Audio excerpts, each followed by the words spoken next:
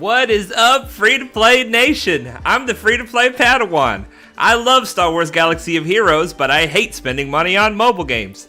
And I believe you can dominate this game without even spending a dime. And you guys, if I can do it, you can do it. And today we're going to start by talking about what is the next step for our account. We're not going to get quite into it right now, but first of all, our first main goal was to and is to do well in the fleet arena. All of our effort, all of our focus has been put towards this. And you guys know we put some relics on Tarkin, and Tarkin is not the best character. We put relics on all of our Geos except for Poggle. And you know the Geos don't need relics to do most of what you need them to do.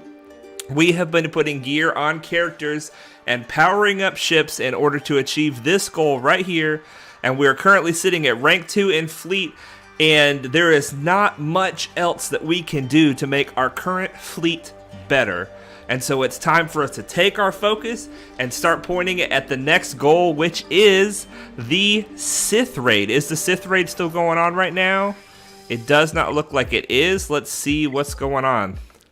Coleman Traver says this intro never gets old. Well, I hope not, because it stays the same every time.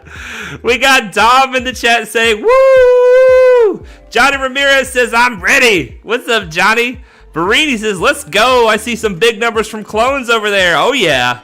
Big numbers from baby clones. Night Snipe says, yo, greeting to all, Johnny Ramirez. All right, here we go. Let's take a look at this raid. I don't know if it's... okay, it's still going. It's still going. So let's see where we're currently sitting after that attack. We are still at number 8, but we are dangerously close to getting knocked out of the top 10. We're trying to stay in the top 10. I've threw a couple of other teams at it. Luckily, I was able to catch it in phase 2 as well. But that damage that you guys see in the thumbnail, that damage is in phase 1. And that's the whole thing about trying to get into the top 10 of the Sith raid. We're very lucky to be in a guild that still kind of trickles the Sith raid down a little bit. It's been going for 2 hours now and it's still not quite done. Some days it's over within the first 30 minutes, but in a guild like this, you can hit it in multiple phases and try to prioritize your teams better. But once this guild gets a little bit more mature and we have a few more SLKRs and gases in the guild, this raid is just going to be gone immediately. And so what you need to do if you want to try to make top 10, you've got to have a team that can do big damage, preferably like 20 million, at least 12 million damage, depending on your guild, in phase 1. And what team can do that super well? There's a few. One of them is Jedi Knight Revan. Jedi Knight Revan is great in phase 1. Jedi Training Rey is another great team, but a lot of people don't have her, especially early on. But Shaak and the clones, you need them for light side Geonosis territory battles. You need them for the cam mission. A lot of them are pilots that have great ships for the Galactic Republic fleet, and they do amazing in the Sith raid, even at low gear. Now, my Shaak is not 7 stars yet, but we're getting close with her. And we're going to talk about why this team does so well. Nori says, hello, what's up, Nori? Hey, glad to catch one of these lives. Welcome at Adam. At Adam, is that like Aaron? Adam? Nice to meet you, man. Welcome to the stream. Dom says top 10 is the best. Night Snipe says, wait, for real? Jedi Knight Revan? Yeah, Night Snipe, Jedi Knight Revan, phase 1. If I had him, I could demonstrate to you, but I'll tell you later in the Discord about it. But the long story short is you capitalize on... This is not what this stream is about, but anyway, to tell you, because I know you've got him, you capitalize on Yoda's basic ability, where he gains a bunch of turn meter when he uses his basic if the enemy is above 50% health.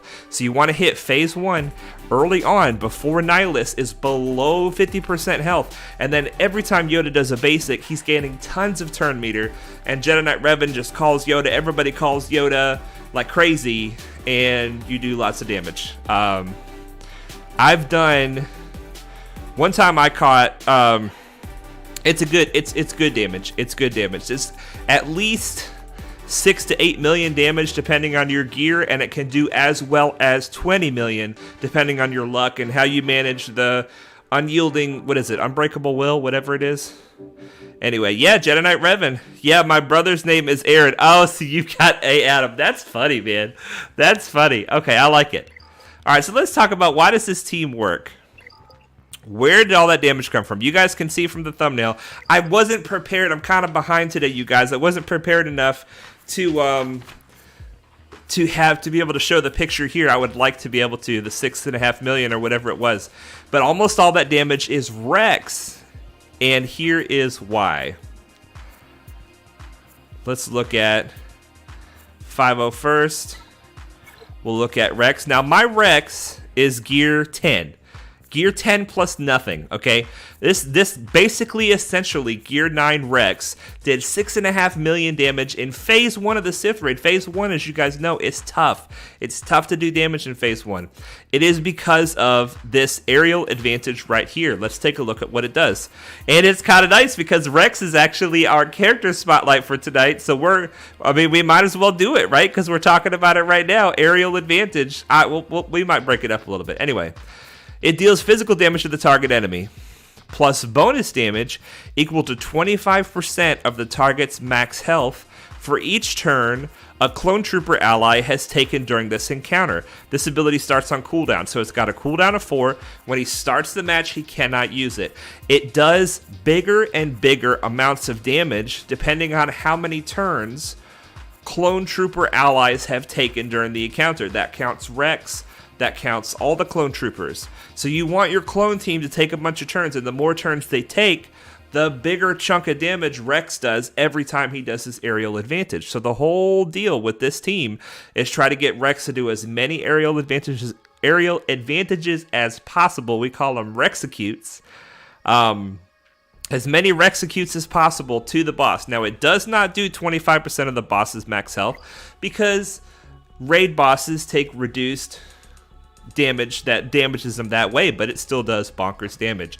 That 6.5 million that I did, I believe, was 4 aerial advantages in one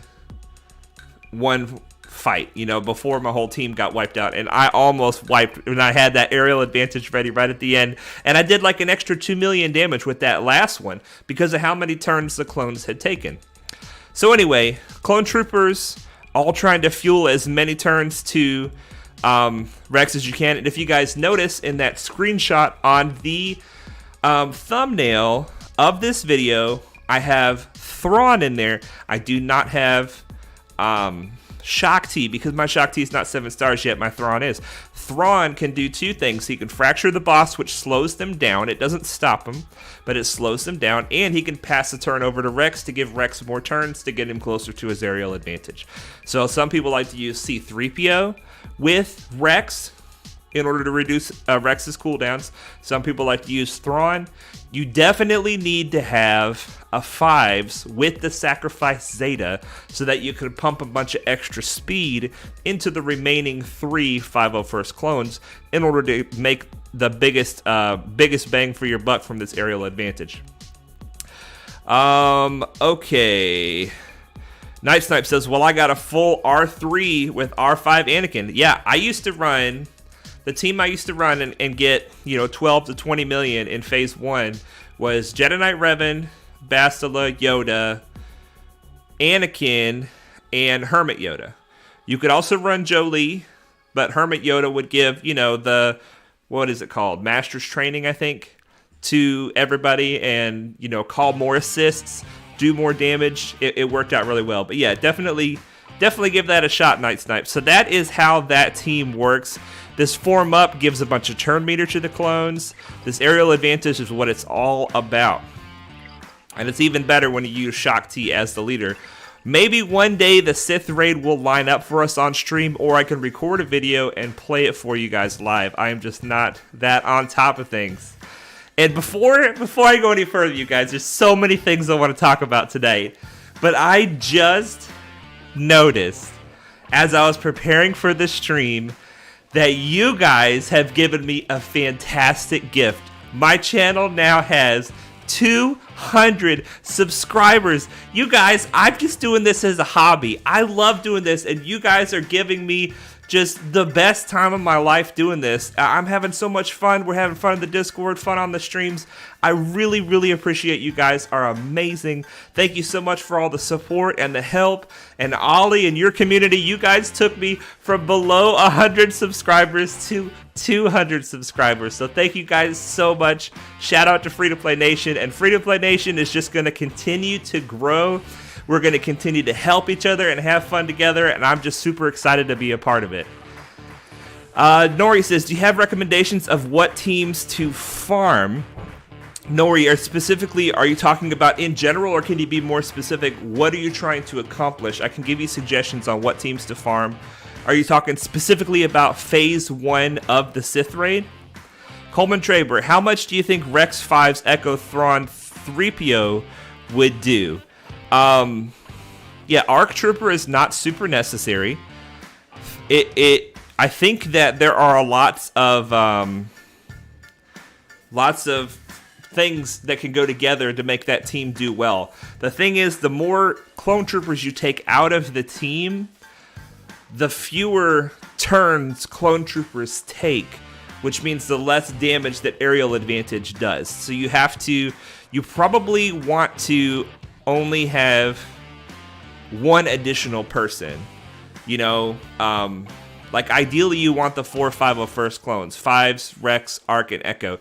But there are a lot of smart people in Free to Play Nation, a lot of smart people watching this stream or will watch it later. Put some comments in the comment section. What version of the make Rex do a lot of damage team do you like? And how much damage do you get with it? I'm super excited with a low gear team that we're able to do that much damage. And I'm going to try to crank up the gear on 5s, because that way when he sacrifices, he is going to give even more stats to the team. Especially I want to mod him for more speed. Coleman Traber, let's see here. Night Snipe, guess I got 2 very good Phase 1 teams without even knowing. Yeah, Night Snipe. You can be in the top 10 in our guild for sure if you're able to attack when it opens up. Oh my gosh, dude. Yeah, Phase 1 teams is where it's at for the top 10. Now, that being said, Imperial Troopers in Phase 3 can do way more damage than either of those teams. Jedi Knight Revan in Phase 1 or Shaak Ti in Phase 1. But the point is, you don't always get a shot at Phase 3. You always get a shot at Phase 1. You know when it starts. You can plan to be there when it starts. You cannot know when Phase 3 is going to start. And oftentimes, somebody will be in Phase 2. They'll go all the way through Phase 3 into Phase 4. And Phase 3 will just be gone to the ether. Coleman Traber says, Nori, I recommend joining the Discord. A lot of people there who can help you and look at your roster. Let's see here. Yeah, Nori's already in the Discord. Not raids, just in general. Oh my gosh, Nori, yeah. Definitely. Jedi Knight Revan is an amazing team. And Darth Revan is an amazing team. CLS is a fantastic team. Padme is an amazing team. The Imperial Troopers, I just mentioned them. So versatile, so amazing. Geonosians, you guys know I love the Geonosians. And they are super, super versatile. I mean, if we just look at the tags here. Bad Batch is a tough team to farm currently. I would avoid that for now. Bounty Hunters, a Bossk-led Bounty Hunter team is really good in a lot of game modes. Early on, when you guys have an early on account, you really need to think about not necessarily the individual character that you're shooting for, like Gas or Galactic Legend or something like that. You need to think about how many areas can I use this one team in. Bonus points if they're also pilots on that team, so you can use their ships, because then you can take a limited amount of effort and get a huge bang for your buck out of it. If they can be used in the raids, they can be used in Conquest. Grand Arena is fantastic, but it's not the only game mode that we have. Territory battles are really good. Squad Arena doesn't really matter so much anymore, but Fleet Arena really does. So just take a look. Bounty Hunters, a lot of pilots in there. Clone Troopers, we just talked about them. Droids, the Grievous Droid team is used to unlock gas. It's used in the Dark Side Geo territory battle. It is a fantastic Grand Arena team. It can take out Galactic Legends in some cases. The Empire team, I mean, just almost... I hate to say it, but almost every one of these tags has fantastic teams associated with it. I could just keep on going. But yeah, and we got this new tag, which is exciting. A new tag. We don't get a lot of new tags. The Jawas, they're fun, but they're not good. I mean, they're good for specific things. But then if you take the Jawas and run them through that same filter, how many Jawas are pilots? 0. How well do Jawas do in the raids? In fact, the challenged pit raid, you have Galactic Legend Ray plus the Jawas, you can do a lot of damage, but most of the other raids, they don't do a lot of damage. Territory battles, they can do all right. Grand Arena, they can do all right. I mean, you know, just run them through that filter and think through everything. The Mandalorians is a pretty new tag. Anyway, Nori, there's a lot of great teams out there. But when you think about the team to farm, there's 2 things you want to think about. 1, what do I want my account to be able to do that it cannot do right now? And 2, if I choose a team to fill that role, how many other things will it do for me? Like the Geonosians, I feel like is the number 1 team in the whole game if you look at it through that lens. You've got 3 pilots. You've got a Wat Tambor shard, which is kind of like the ticket into a good guild if you can get a Wat Tambor shard. You've got Squad Arena they do well in, Grand Arena they do well in, Dark Side Geonosian territory battles, Conquest they do well in. You guys know I've been getting box 5 or box 6 in normal Conquest, mostly from the Geonosians. There's just so many game modes that they do great in, and maybe I put a little too much work into them, but, you know, it's for fleets, and it's for Conquest, and it's for Grand Arena, it's for a lot of stuff. It is for a lot of stuff. Night Snipe says, just continue on your Imp Troopers, Nori. They're very good. Yeah, Night Snipe, that's good advice for Nori, for sure. Area 501st is in the chat. Hello. Congrats on 200 subs, Padawan. Thank you so much, my friend. I'm super excited, and thank you for all the support with your community as well. Coleman Traber says, my personal opinion on the top non-GL teams are Bad Batch, CLS, Gas, Imperial Troopers, Darth Revan, and General Grievous Droids. Those are all fantastic teams. Nori says, I have Padme, Jedi Knight Revan, Geos, and also a Palpatine Vader team. Nori, those are awesome teams. And some of these teams that you mentioned just keep getting better with the new characters that they add in. They just keep getting better.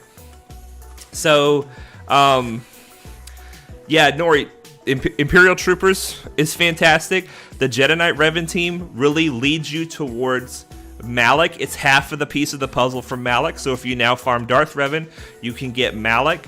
The Padme team is one of the pieces of the puzzle to Gas. So this game has a lot of flow to it. You know, like you get a team, and that team will help you unlock another team. That team will help you unlock another team. You got the Empire that can get you R2-D2, who is great on Resistance and with the Rebels. I mean, you just keep on. So maybe you farm a CLS team. Maybe you know, if you go ahead and want Gas, then you're gonna get C-3PO in order to get Gas.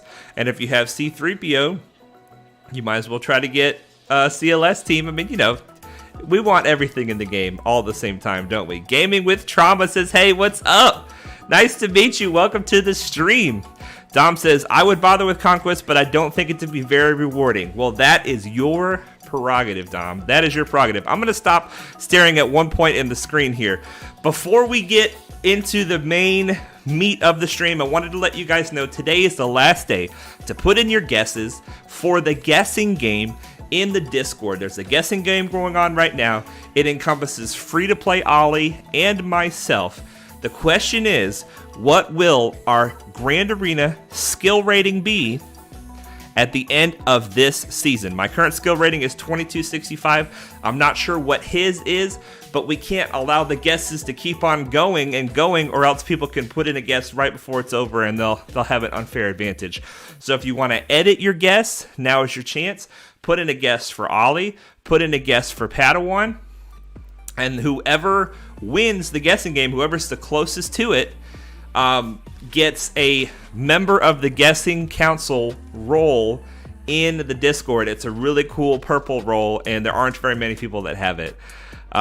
If you're not part of the guessing game yet, just go to the role. I think it's the role request or role.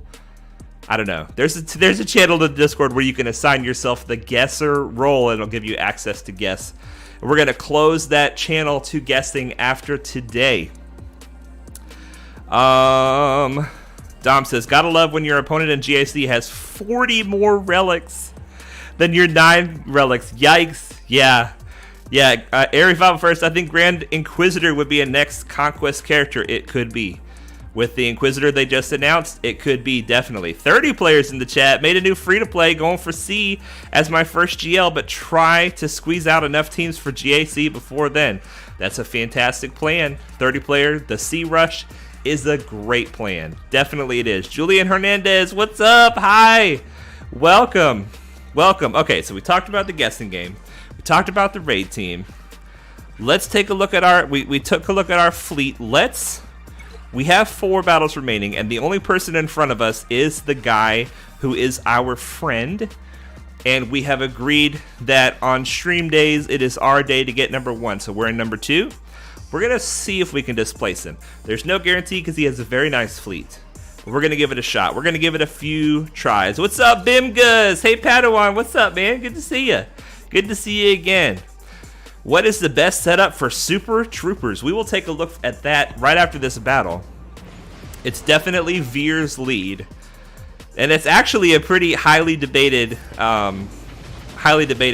We could talk through, the dodges and the no debuffs. That's a bad start. Bad RNG at the start, you guys. Let's see if we can salvage it. All right, Hyena Bomber is about to go. Let's see if we can keep him from taking a turn. Yeah, 2 basics from Soldier. That really helps. Another basic from Soldier, but he still gets to go. Ooh, and thankfully he did not target Spy. Oof. Who is this? Is that on Sunfac? All right, we gotta cleanse. Let's bring in the cleanse. If we take the Buzz droids off of our 2 Geonosians, then when Hyena Bomber ignores taunt with his basic, all the other Vulture droids will not assist and murder them. All right, turn meter. We've committed to the Hyena Bomber, so we're sticking with that. We're getting so many assists from Soldier. This is great Soldier assist RNG tonight, you guys. Great Soldier assist RNG. Okay, Spy comes in, puts the taunt on Soldier, but then doesn't use the mass assist. That is a very good point of RNG too. I have no idea why that happens. Okay, we're going to put the taunt on Plo. This will hopefully confuse the enemy. It did not. Now we lose Soldier, and it looks like we're going to lose Plo also. Oh well.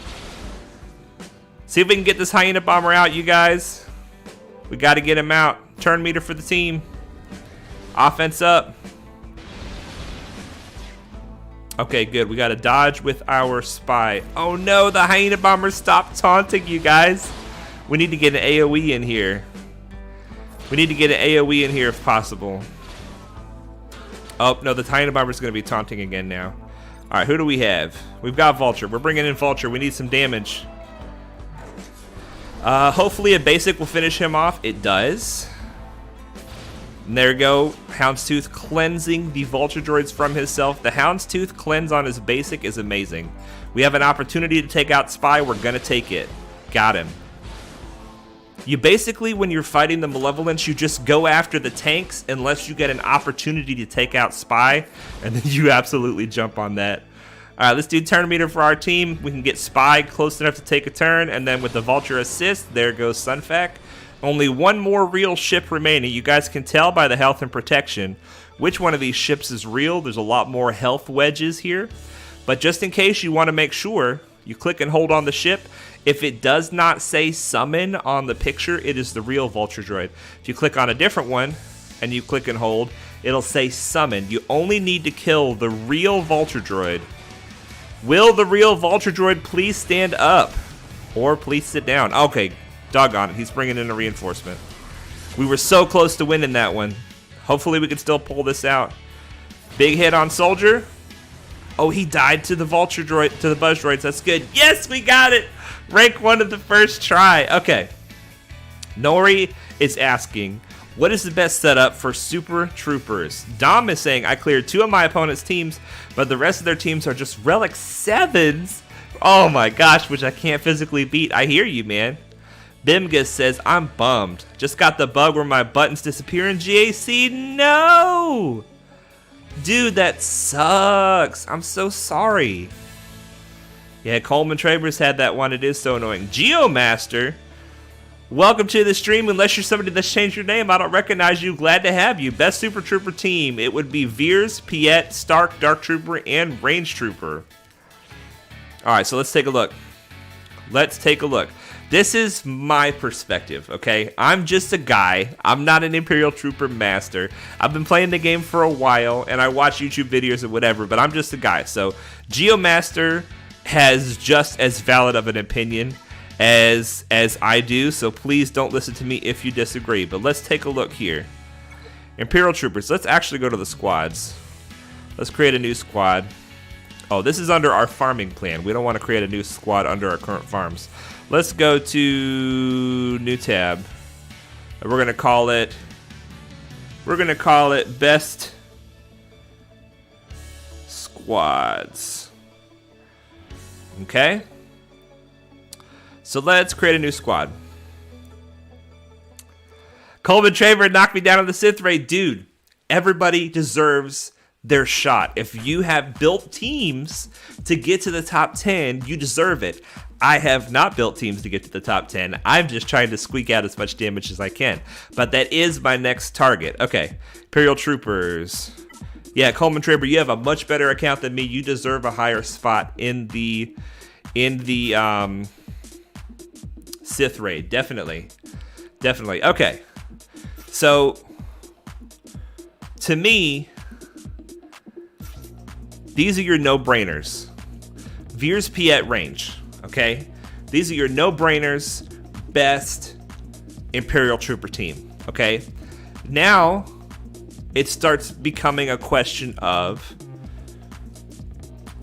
the remaining three. You have Gideon, Dark, and Stark. Okay? If I was going to put together an Imperial Trooper team, and I could pick any of them. Let's say I had any of them 7 stars, and I was going to do it in Grand Arena. This is what I would do. I would do Dark Trooper and Stark, because that would leave Gideon as a free agent to do his control the situation in another team. And that is such a powerful move, and you can make him super fast, which obviously you guys see I have not made him super fast. I have not put very much work into him at all. But you can, and he is an amazing powerhouse in other teams to get out in front, take the enemy's turn meter away, take all your turn meter away, but then give you 25% turn meter. So that move is so powerful that in Grand Arena, it's best to use Stark instead of Gideon. But if you're talking about the best Imperial Troopers team, this is it. This is the best Imperial Troopers team. Piet puts the mark on Dark Trooper, and you kill everything. But I'm not sure about the placement order, so forgive me on that. I don't know what the best placement order is. This is, in my opinion, the best Imperial Trooper team. Now, with Iden Versio in here, she creates a pretty good Imperial Trooper team herself, essentially using the remaining Imperial Troopers that you see here. But the other reason to do Stark instead of Dark Trooper is that Dark Trooper is a hard farm, and B, as far as I know, he's still not accelerated. So Stark is easy to get, and he is a C requirement, a Sith Eternal Emperor requirement, as is Admiral Piet. So if you have, and I think Veers too. So if you have to do these 3 for Sith Eternal Emperor and you have to get them to relics, it would kind of be silly to leave Stark out of the team, because he is such a good Imperial Trooper. But if you're talking about the very best Imperial Trooper team, this is it. If you're talking about like the most efficient Imperial Trooper team to put together without having this long hard farm that's not accelerated, this is your best bet right here. But the Imperial Troopers are so flexible. When I put Imperial Trooper team together, I'm probably going to do this right here with Death Trooper, because A, I love Death Trooper, and B, I'm planning to make it like a Gear 10, Gear 11 Imperial Trooper team. I think that this team can have a lot of functionality even at low gear, and if you do that though, that really makes Death Trooper's death mark that he can apply on an enemy really, really clutch because it makes you do tremendous damage. You can kill relic characters with a Gear 10, Gear 11 Imperial Trooper team of this composition right here. But anyway, it's such a versatile faction. But this is the best Imperial Trooper team. Uh-oh, looks like we're lagging already, you guys. This is the best Imperial Trooper team right here, in my opinion. Okay. I have been missing out on the chat while I talked about that. Let's see what people are saying in the chat.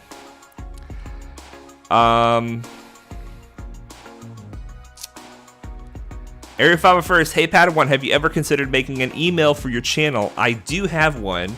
I made 2 or 3 in the process of making my channel, so I'm not sure what it is right now. I think it's f2pPadawan@gmail.com. I think is what it is. F, the number 2, the letter P, and then Padawan@gmail.com. I think that's what it is. Night Snipe, isn't 5 to 10 the same reward? I believe it is, but we can check. That is something we can check together.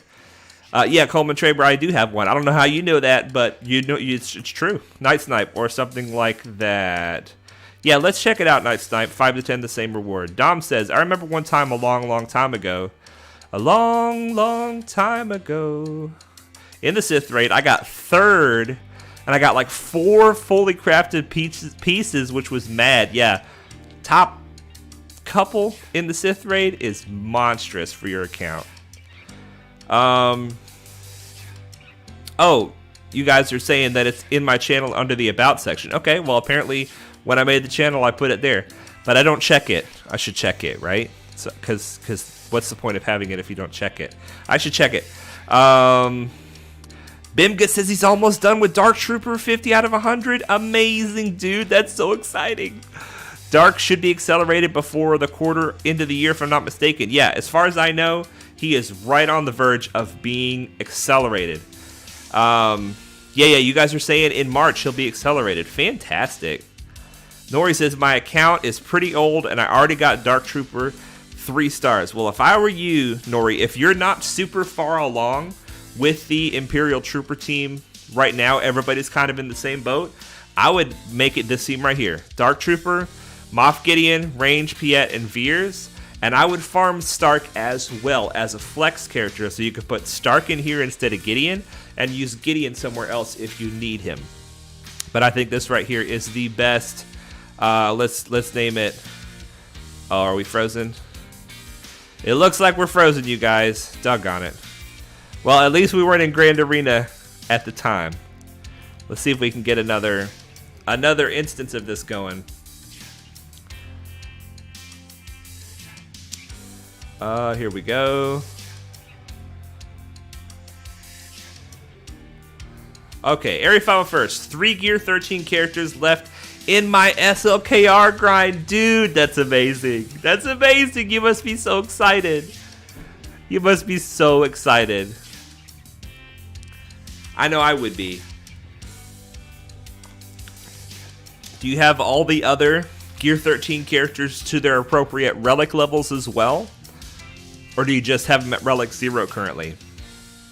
Because if you've already got like all the relic 7s where they need to be, then you're sitting in good shape. Nori says, thanks, you guys are all the best. Well, dude, thank you so much for being talkative. You haven't been talkative much, but you've been in the Free to Play Nation Discord almost since it started. You are one of the long-term members of Free to Play Nation Discord, and you definitely should get all of your questions answered, for sure. For sure. All right. While the game pulls back up, let's take a look at what is next. I think we're going to do... We already kind of started on the character spotlight, so what do you guys say we get into this Rex character spotlight next? As long as we're not freezing. Guy Cruz says, what was your favorite meta of the game? I, historically, have been a casual free-to-play player. So, I never enjoyed or participated in any of the metas. The closest I ever got was like Jedi Knight Revan 2 years later, after he was no longer the meta. from what I understand, while he was the meta, it was terrible. But when I finally got him, there were all kinds of other teams to attack, Padmes and Darth Revans and stuff like that. It wasn't a big deal anymore, you know? But the mirror match, from what I understand, with Jedi Knight Revan is terrible. My favorite team that I ever used in the arena was Admiral Akbar lead with CLS, Hermit Yoda, I think Thrawn,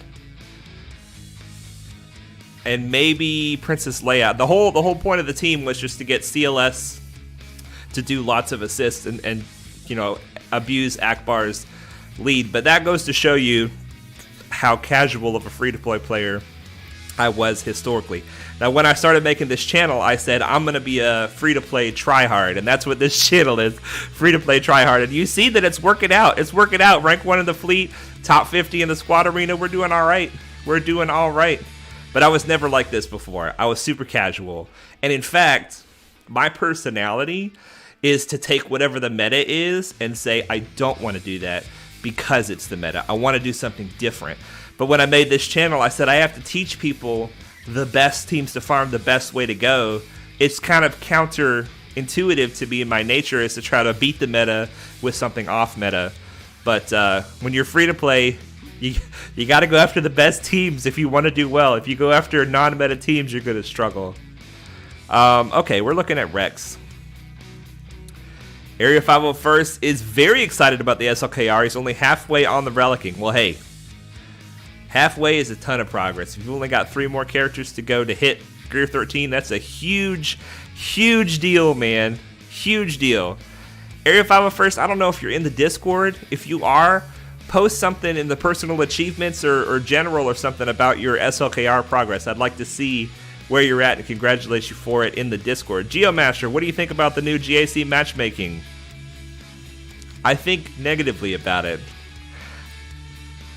I don't love it. I don't love it. I don't feel like this is the kind of game that thrives on the skill-based matchmaking.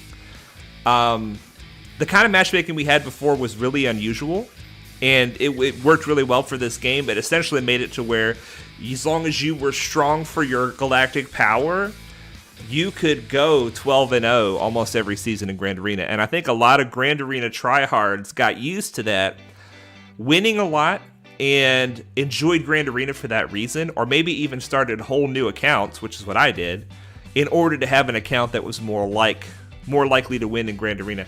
Now that they made the Grand Arena matchmaking changes, all of that is out the window, and it's just purely, I mean, it's your skill and it's your mods, certainly, but it is primarily how many things you have in the game determines how high you can reach in Grand Arena. And everybody, except for the people at the very tippy top, are going to end up winning 6 and losing 6. And to me, what that means is no longer focus. This is an unpopular opinion. To me, what that means is no longer focus on Grand Arena. Just play Grand Arena. Enjoy Grand Arena, but don't build your account for Grand Arena, because there's nothing that you can do to win more than you're winning now. All you can do is have the same win-loss record in a slightly higher tier of Grand Arena. So what's the point of building your account for Grand Arena? Build your account for territory battles. Build your account for growth, you know, for raid participation. Go after the characters you want to go after. Whatever. Find another motivator to direct what you're building in your account. That's what it means to me. But I'm still trying to buff up a couple of teams to be a little more functional in Grand Arena. But I'm certainly not trying to get as high as I can, because everybody's going to hit a wall, and when you do, it's 6 wins and 6 losses, essentially. Bimgus, how long do you think it is before you start your SLKR grind, Padawan? I actually have been doing my SLKR grind since the get-go. I have a lot of the ships that are required for the finalizer already, and the ones that I don't have, I'm working on. So my thought is, ships first, get the finalizer farm going, and then farm the characters that you need after the ships are farmed, and then relic the characters as the last step. That's kind of my mindset. And while I'm waiting to relic those characters, I'm farming and relicking teams that will give me momentum so that when it comes time to gear up those characters, it'll be easier than it was just gearing them up the first time. Okay, the chat, you guys are doing amazing. I need to learn how to focus on the game and focus on the chat and balance that better. I'm just going to, unfortunately, I'm sorry, guys, I'm going to have to stop looking at the chat for a minute. Let's talk about this Rex character spotlight. Rex is, I'm going to say it, the most pivotal clone on the clone team. You might make the argument for Fives, but Fives' main job is to die and fuel the other clones to do what they do. And what are you worried about when you're facing a clone team? The main thing you're worried about is Rex getting off an aerial advantage. What Rex does on defense is he opens up with Form Up, and this is an amazing ability. It dispels all debuffs on all allies. It grants them tenacity up for 3 turns, which is a long time. And then Clone Trooper allies gain what? They gain what? 60% turn meter. So you could have, conceivably, this is not the best way to build a clone team, but you could conceivably have a fast Rex and no speed on the rest of the clones. And when Rex takes his turn, boom, the rest of the clones have 60% turn meter. They probably had 30 or 40% turn meter from the little bit of speed that the game gives them in their kit. And then now your whole team goes first. That's not the best way to build clones, but conceivably you could do that. Plus an additional 10% turn meter for each debuff dispelled this way. So if somebody does, like Vader does a Force Crush and then you form up, your whole team is going next, period. And then other allies gain half of these amounts. So even if they're not clones, they still get 30% turn meter. It's amazing. It's an amazing ability. He gets the turn meter as well. So that's his form up. His aerial advantage we already talked about a little bit. It's basically a one-shot kill when he gets when he is available to use it, because it starts on cooldown. It's got a cooldown of 4, so he's got to take 4 turns. So he'll take, like, the form up will be his first turn, and then he'll be 60% towards his next turn after that. Then he'll use a basic or whatever, and then somebody else will call him. You know, he'll what is his form up? His form up is also cooldown of 4. So you'll use some basics, and then you'll be ready for your aerial advantage. Maybe Shaak T will give you full turn meter or something. So lots of turn meter from this move.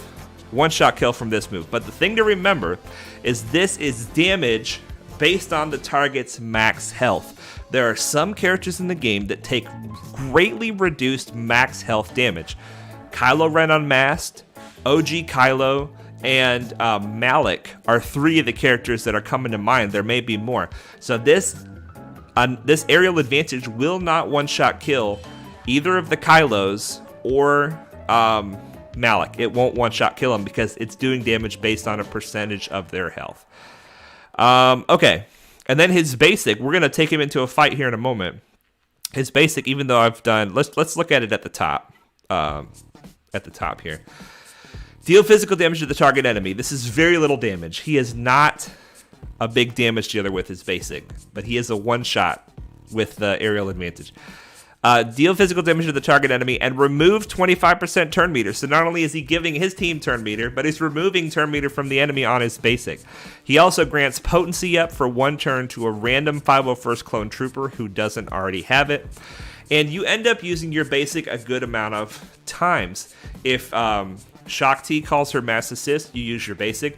You have to use your basic a couple of times in between form up and aerial advantage. So you can strategically remove turn meter from the enemy with this ability and grant potency up, which would help Echo and Fives, but not Arc. Echo and Fives would benefit from potency up, as would Rex. Alright, so let's take this into a fight.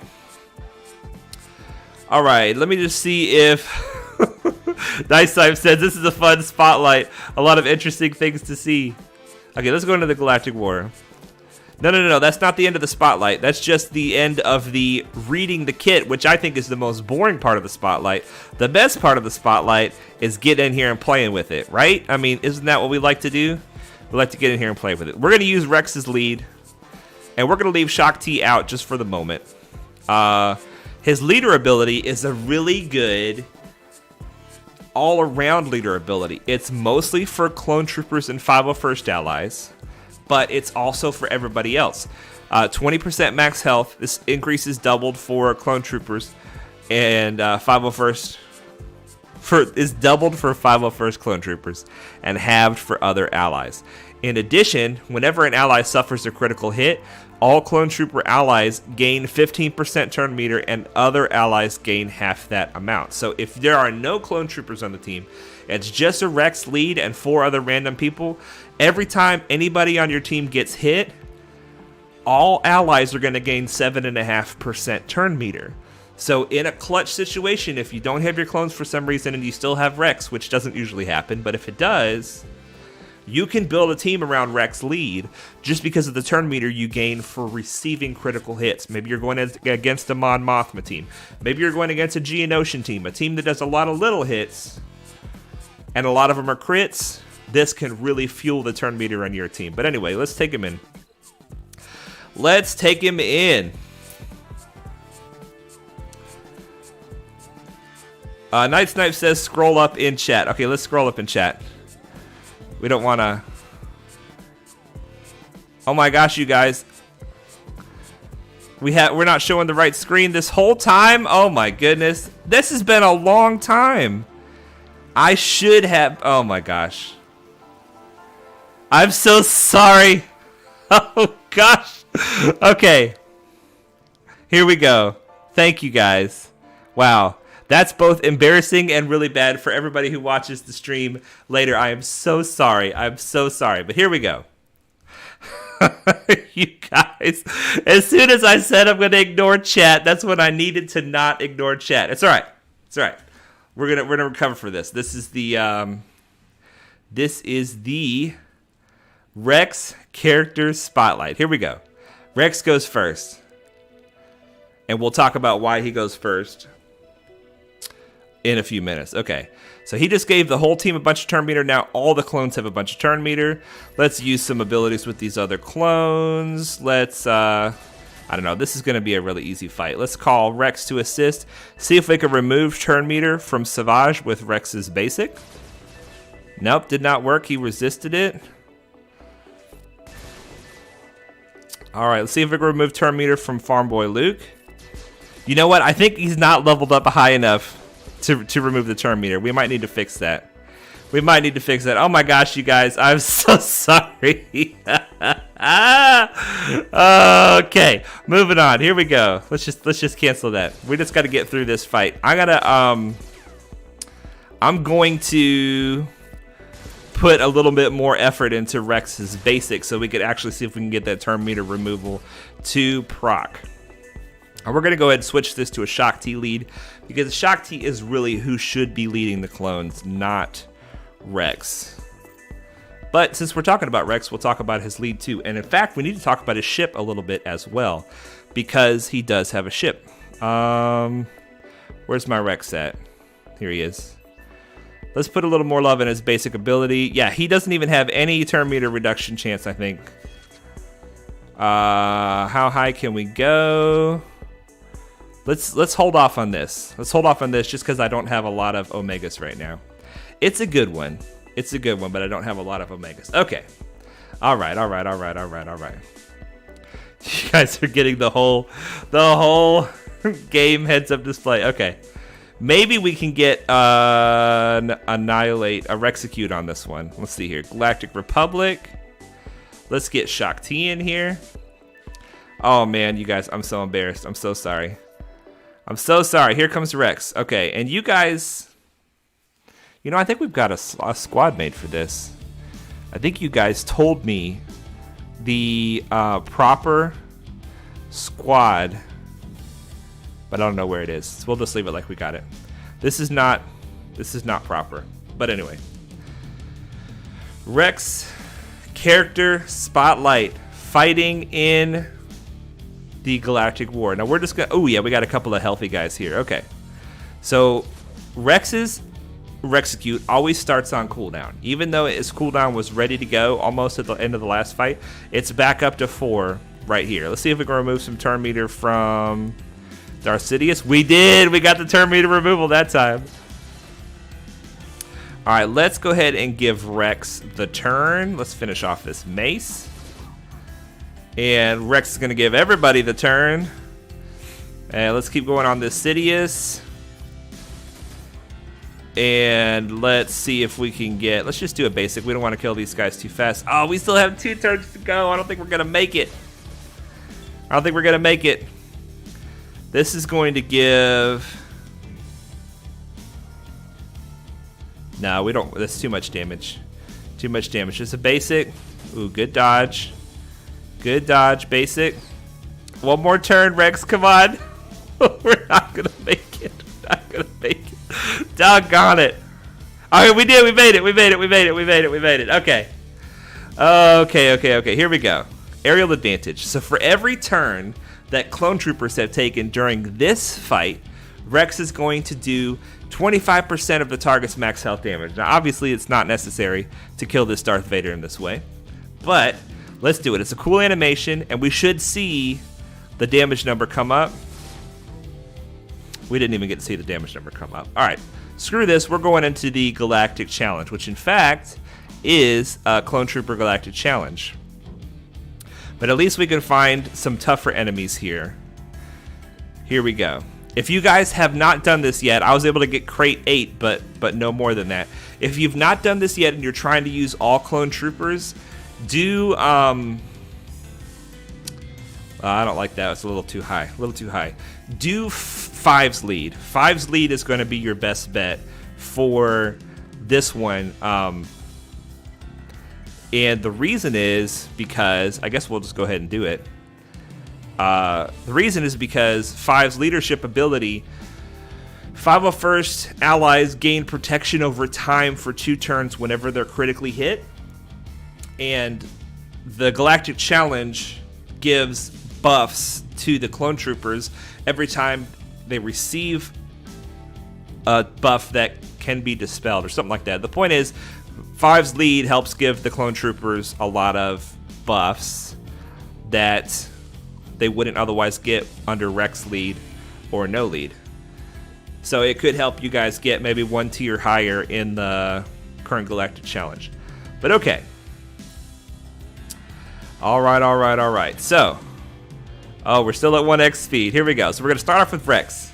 Turn meter. Now, why does Rex go first? Let's take a look here. All 501st, it's just Rex's ability, his unique, Captain of the 501st. All 501st allies have plus 4% speed for each 501st ally present at the start of battle. So he actually makes them all faster.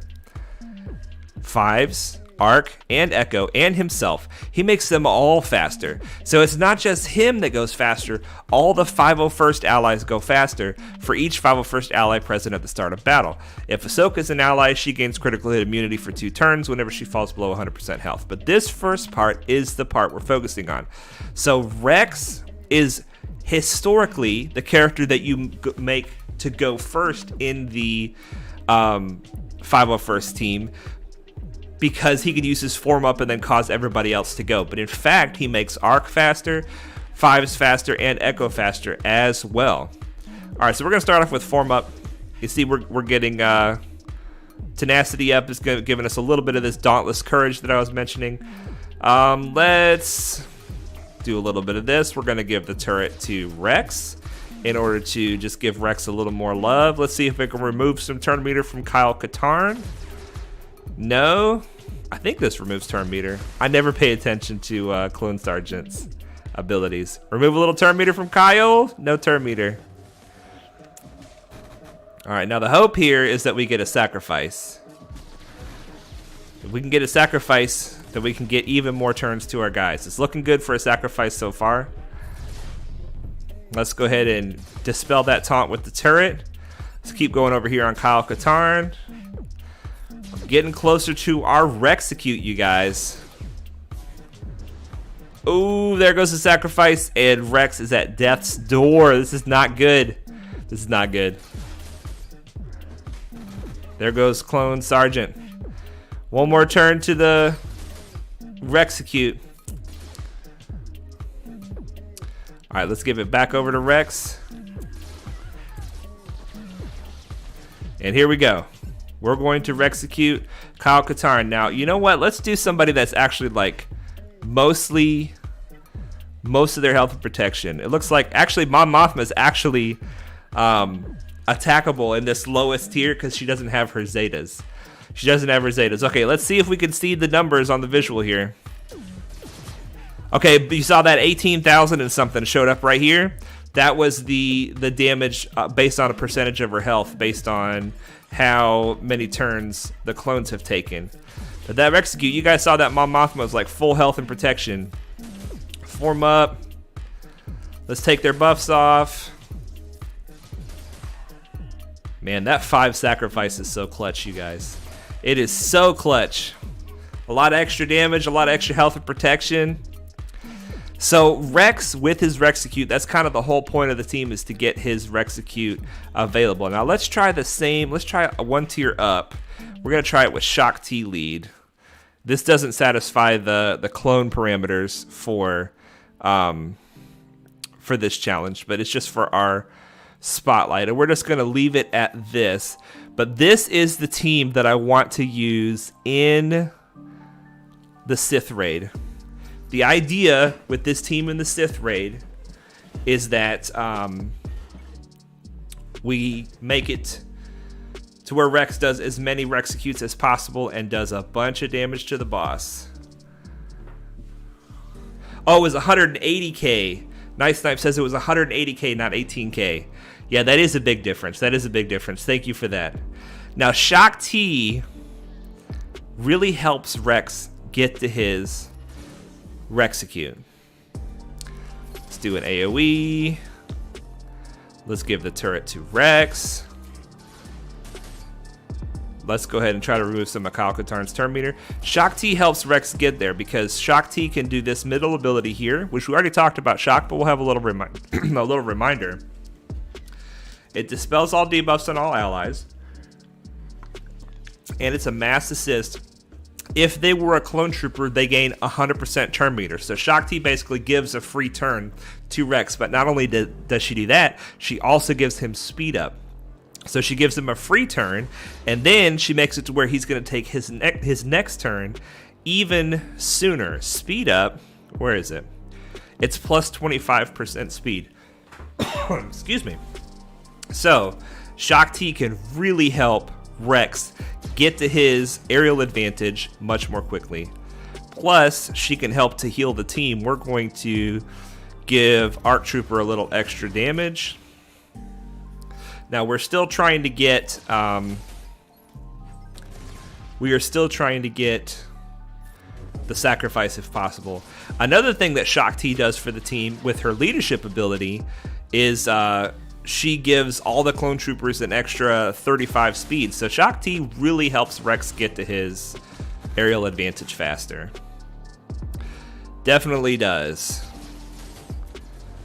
All right. Okay, there goes the sacrifice. Good. Now let's see if we can get Kyle Katarn out of here. He is out of here. All right, he's back. Can we target Mon Mothma? Let's do it. Take her out. 195,000 that time. But we are on a higher tier. We're on a higher tier challenge, so there's no guarantee. Turn meter, Rex just fuels this team, you guys. He's the biggest threat, and he's also the biggest turn meter generation. He is an amazing, amazing character.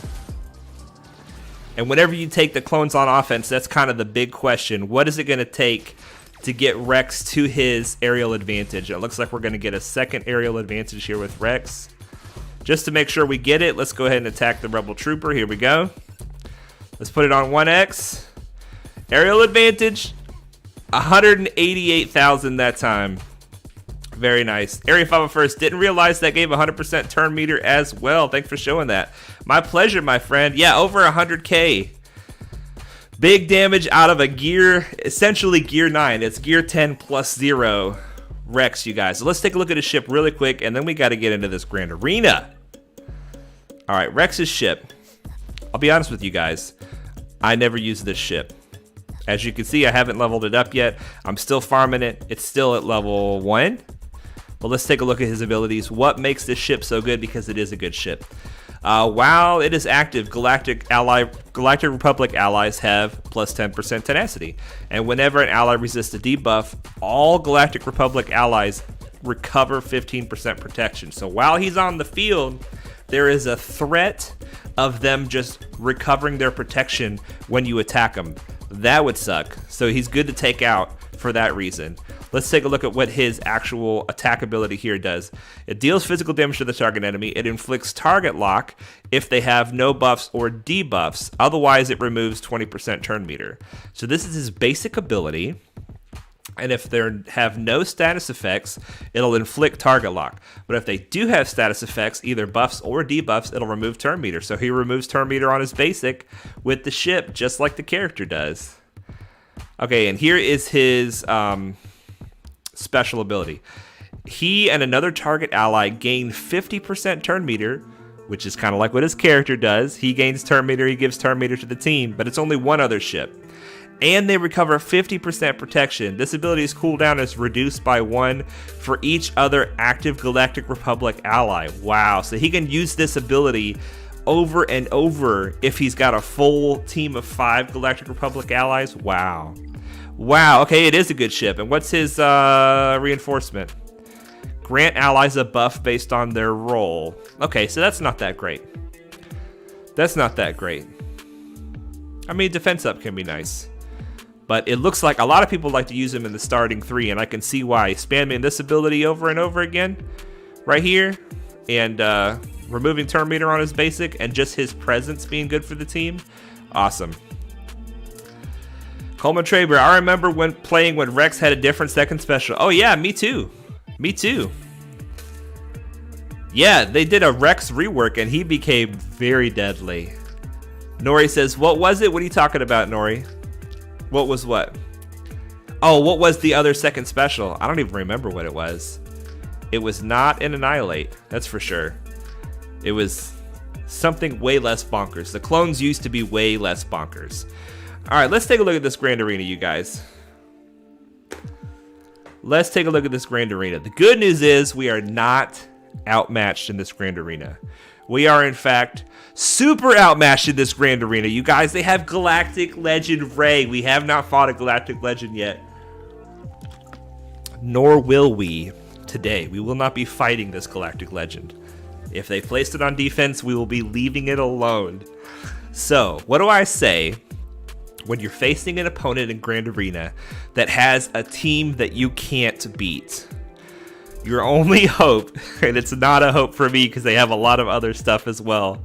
Your only hope is to place your best team on defense and hope that it holds as well. So I took my Geos, I put them on defense, which I kind of regret doing because there is a video rolling around about how the Chirpa team, the Chirpa Geos team that we talked about on stream a couple months ago, that has become, I don't know if it was already a thing or if the word got out from some people that I was talking to, but the Geos under Chirpa lead can actually kill a mediocre Rey team. Not like a great Rey team, but they can kill a mediocre Rey team, and it would have been fun to try. I kind of regret not doing it, but I actually put my Ewoks and my Geos on defense.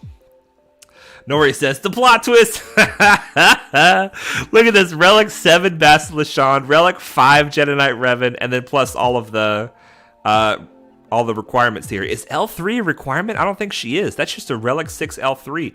L3 is dangerous. Dangerous tank. Wow. Where's their Jedi Knight Revan? There he is. Darth Revan, There he is. Where's their Malak? They must have a Malak if they've got some of these characters up so high, right? I guess I could type it in. Or search more. Search more focus. No Malak. No Malak. Interesting. Okay, well, not that means we could beat it because they don't have Malak. It's just amazing to look at. This roster is amazing, you guys. Kudos to my opponent. Now, let's see what they actually put on defense. And hopefully they've attacked. Well, if he's gotten to where he is, then he probably won't attack. We'll see. I also put my best fleet on defense because It's my only shot. I cannot full clear. So the only thing I can do is partially clear and get holds. Oh my gosh, you guys, look. I was completely wrong. There's no ray on the front wall. Looks like we're going to be able to do some attacks anyway. Oh boy, but they do have some solid teams here. I wonder if he's dropping on purpose. Ooh, look at these Ewoks, you guys. Look at this. Oh, that is awesome. This is dangerous. This is the dangerous Ewok team. Wow, it looks like we're going to have some fun. Geomaster says, great matchmaking. Well, the thing is, the matchmaking is completely different now. It's exclusively based on your skill rating. It does not at all take into consideration the teams that you have. This is the way that it is. This is the way it's going to be. The more we are able to win against opponents like this, the more we're going to face even harder opponents. All right, well, ain't nothing to it but to do it, right, you guys? Ain't nothing to it but to do it. What do you say we go after this Ewok team first? Now, the biggest threat on an Ewok team, besides this Relic 5 Wicket, which is bonkers, is going to be Paplu. You always want to look and see how fast is Paplu, and the reason is because Paplu, let's see here. Paplu has plus 25% speed whenever he does not have taunt active. So you can't just look at his speed. You have to look at his speed and multiply it by 1.25, I think. 112 speed. So that's not an issue. That's not an issue. He is slow. Ewok team lacking low gray. So who do they have instead? I didn't pay attention. Oh, Tebow. Interesting. All right, you guys. So we have to decide how to take out this bonkers Ewok team. Wow. Okay, so what's the big thing about the Ewok team? The Ewok, it looks like they do have their Omicron. Oh, they have their Omicron, you guys. We better not sleep on this team. I don't even think we have anything that can take this out, but I think maybe our Padme team or our Bounty Hunter team is our best bet. While in Grand Arena, Ewok allies have plus 30 speed. Ewok allies deal additional 40% more damage with basic abilities and have an additional 40% chance to call an Ewok ally to assist when using a special ability. Oh boy. Okay, normally, so that's in addition to the normal thing. Normally, Ewok allies gain plus 20% turn meter and deal 10% more damage whenever they perform a basic attack. So that makes it to where they deal 50% more damage because they deal an additional 40% more damage. These effects are halved for other allies. Whenever an Ewok ally uses a special ability, 60% chance to call another random ally, an additional 40%, so that's 100% chance to call another random ally to assist. Do you have Emphas Nest? No, Tim Gibbons, I do not have Emphas Nest. I do not. I don't have much on this account, to be sure. Biggest threat is Elder, no doubt, revives and a turn meter train. Well, let's take a look at Elder. So would you say building teams off the bat specifically for GAC is no longer worth it? 30 player, I would absolutely say that. It is no longer worth it to build teams off the bat that are good for GAC. Why? Because that just means you're going to get to the impossible accounts faster, right? You're going to just blister through Carbonite into Bronzium, and you're going to be like us. We're not prepared to be here. We don't belong here. And if we keep doing well in Bronzium, we're going to end up requiring 4 fleets for Grand Arena. We definitely don't belong there. Definitely not. So I just don't think, to me, that's not fun. Why is that fun to put yourself in a situation where it's impossible to win? I like winning, I play games to win, and there's other game modes that you can win at in Grand Arena, unless you're at the top of the top, 10 million GP or whatever. You just can't reasonably have a winning expectation. Okay, Chief Chirpa, let's take a look at Elder's speed. I'll tell you guys what I want to do. I want to bring my bounty hunters with my baby Mandalorian, but this Wicket with his AoEs is going to make that impossible. There's no way that I can do that. My baby Mandalorian won't do any work. He won't survive he'll get killed by the first AoE, and then he'll get finished off by the second AoE. So he's just not strong enough.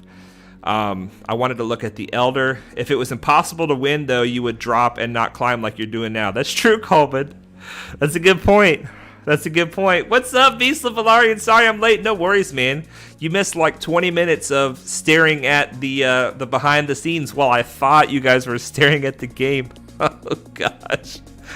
Nice Snipe. I can actually deal with B4, but B3 is too hard for me suddenly.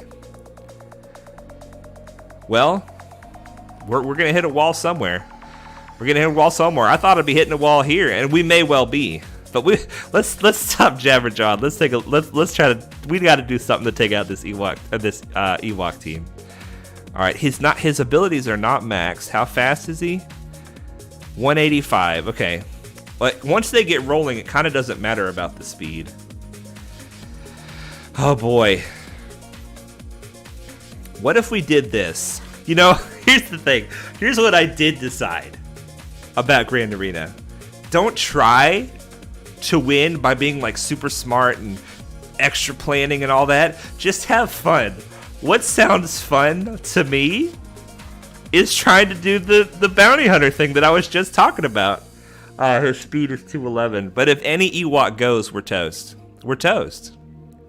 If any Ewok goes. And they're gonna go because our speeds are not great on our bounty hunter team. They're okay, but they're not great. We're gonna do it. We're probably gonna drop the battle, but we're gonna do it, right? We're gonna bring in our bounty hunters, and we're gonna bring in Watts, and we're gonna put the taunt on. This is dumb, okay? This is dumb, but this is what feels fun to me. Are you guys okay with this? I'm not gonna do this unless you sign off on this. I don't want to just throw the Grand Arena to be silly, but this is what feels fun. Does this feel fun to you guys? We got the ability blocks. Let's bring in. Do we want the buff dispel? I think we want the buff dispel for when Paplu gets taunt. The buff dispel, and he's got a double tap on his basic. And the Mandalorian. Alright, I want to hear somebody in the chat tell me that this is okay to do, because this seems fun to me, but it does not seem smart. It does not seem smart. What do you guys think? I'm going to grab a drink.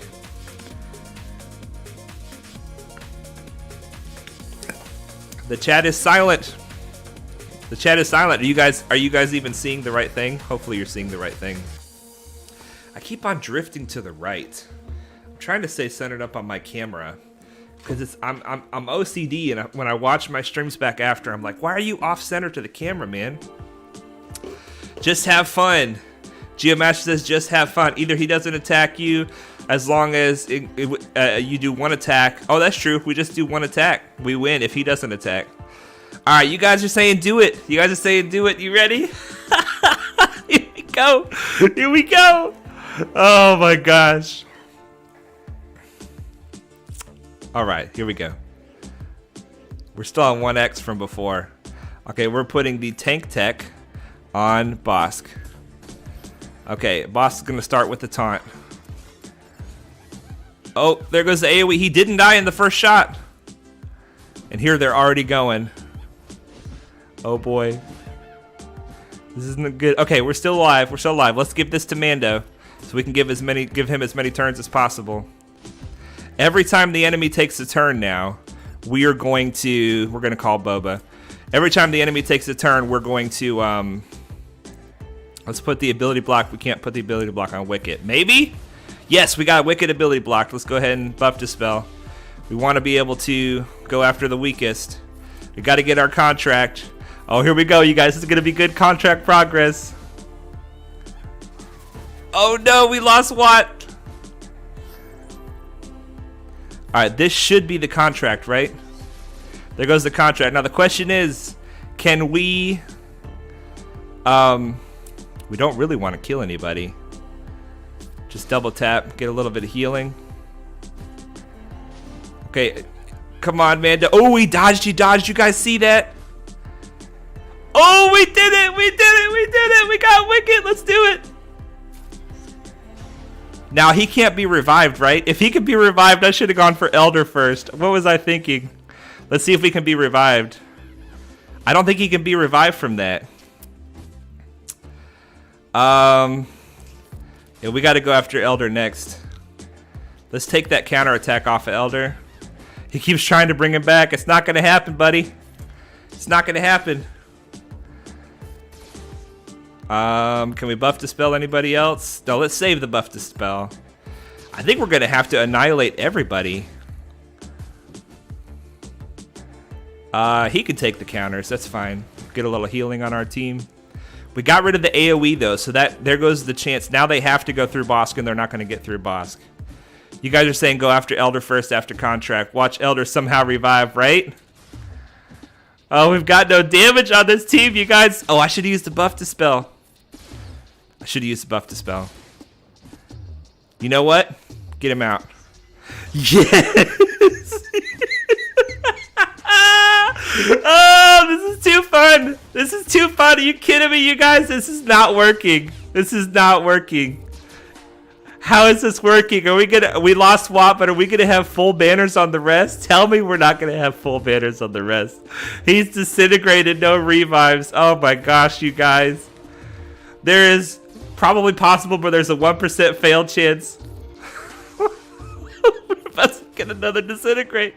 We're about to get another one. Oh, let's not do anything. We just want to disintegrate. We want to disintegrate. Here we go. Disintegrate. Oh, this is too much fun. This is what you do with Grand Arena, you guys. Don't worry about winning. Just have fun. What feels like the fun thing to do? Do that. Do the fun thing. Let's see if we can get back to Mando. Another disintegrate. We got 3 turns. I think he's going to die first. Just baby hits, baby hits, baby hits. Oh no, don't kill him. Oh, he's going to die. Yes, we got the last one. Yes.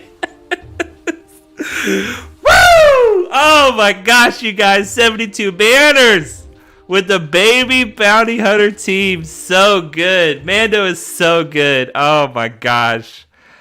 IG instead of CAD for the Watt revive. Ooh, Belias, that would have been good. Except for that we lost Watt. I forgot about losing Watt. But it worked out. It worked out. Nice, you guys. All right, let's keep rolling. Let's keep rolling. That's where the fun is at. You know what? The next, we need to see what's on the back wall. Let's see what's on the back wall. What are we going to do for these Phoenix? These Phoenix are no joke. Don't have fun and win. Like right now, full clear? I don't know, maybe full clear. That was that Omicron Ewoks, you guys, and they were nasty. They weren't super well modded, which is the only reason we had a chance. Okay. We've got the Ezra Zeta, which of the Phoenix squad, the Ezra Zeta is definitely the Zeta worth getting. I don't remember which part of this is the Ezra Zeta, but I'm pretty sure it's on the Flourish, and it's decent. It's decent. Oh my gosh, you guys, that was amazing. I'm crying. I'm having so much fun right now. Okay, so obviously I want to kill Phoenix with Empire because that's like thematic or whatever, but I really need to save the Empire for the Geos. We can use Padme, but I'd like to save Padme for what's on the back wall. What does that even leave? That leaves my Jedi. Ooh, the clones. We could kill Phoenix with the clones. Pretty much no problem. Who else is on the top wall? Even though the Phoenix are way higher geared, what's the deal with this bounty hunter team?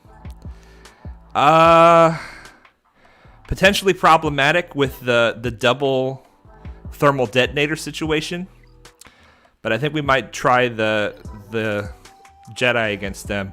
All right, so let's try our clones, you guys. So we're gonna do Galactic Republic. I don't have a team set up for this. I need to go ahead and do this because I'm doing this every Grand Arena now. Shaak T. And then what do we do? Rex, Fives, Arc, Echo, I think is what you guys told me before. Where's Arc? Here he is. Arc, Echo. It's Flourish plus 50% damage plus 25% turn meter gain and gain defense up for 2 turns. Okay, so yeah, the extra damage on Flourish plus the extra turn meter gain, it's definitely the most valuable Zeta on the Phoenix team, I think. Bimga says, I'm a little sad I put the Omicron on my Chirpa now. Dude, the Omicron on Chirpa is super good if your Ewoks are fast. Those Ewoks weren't really fast, you know?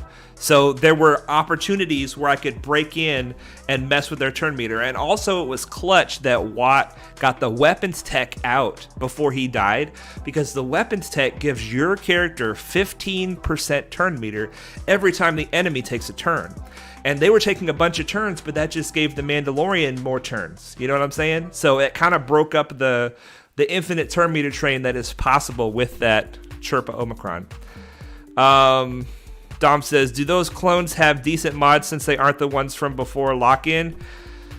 My clones still don't have decent mods even now. And no, none of these clones are decently modded. But like our Rex, let's take a look at how bad this is. How bad is our Rex? 221 speed. Oh, and I don't mean any disrespect to anybody else who has a 221 speed Rex, but Rex is supposed to be at like 315 or whatever. I mean, you want them fast as possible. And we just don't have a lot of speed on the account right now. We just don't. Fives is especially bad. What do we have on fives? We've got speed and defense on fives, 172. These are terrible mods on these clones. But mechanics, you guys, mechanics really do the work. And the lead, the Shaak T lead, it gives clone troopers 35 extra speed and then extra stats as well. So let's give this a shot. Omicron Chirpa is still very worth it. They just got me out of a nasty situation in my Grand Arena. Okay, nice. Excellent. Oh, you guys, this is too much fun. All right, let's see how many. We got a lot of disintegrates that time. Let's see how many Rex SKUs we can get. Do not do the AoE. Let's go after Chopper. Let's put the turret on Rex. And let's do a mass assist. Give Rex 100% turn meter. Rex gets another turn. And we're going to call Arc to assist because he probably does more damage. We need to make sure that we get, we're going to do this on Arc. We need to make sure that we get a sacrifice or no deaths. You know, no deaths would be great too. All right, we got Chopper out. Let's go after Hera. Ooh, yeah, we may well lose Shaak. I want to get these buffs off of Ezra, but I don't want to take the counter from Ezra. I'd rather take the counter from Hera. All right, if we do this, we definitely take a counter from everybody, which that could give us the sacrifice, right? I guess let's try it. All right, we're going to give Rex a bunch more turn meter, and it did dispel. Let's keep going after Hera. Call the turret to assist. There we go. We want to probably Rexecute Ezra because Ezra's counterattack is going to be nasty. Oh no, we can Rexecute Kanan. And that way the counterattack goes away from the Phoenix team. Brian Thompson is here finally. Hey everyone, what's up, Brian? We've been having too much fun over here. All right, is there anybody that we could potentially keep at max banners? It looks like Arc is our best bet. Now this, okay, here we go. We're gonna do this to Kanan.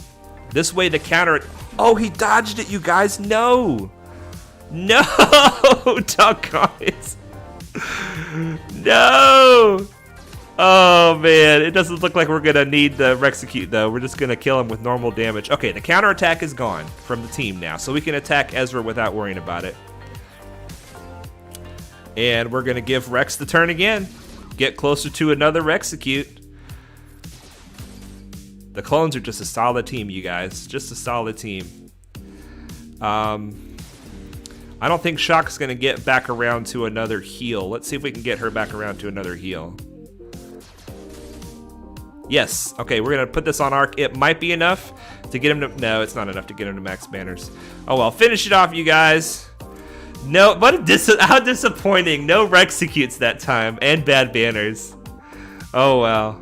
Dom says, fast Ewoks plus Omicron plus relics equals pain and suffering. You got it, man. You got it. Nori says it's already past midnight. Holy moly.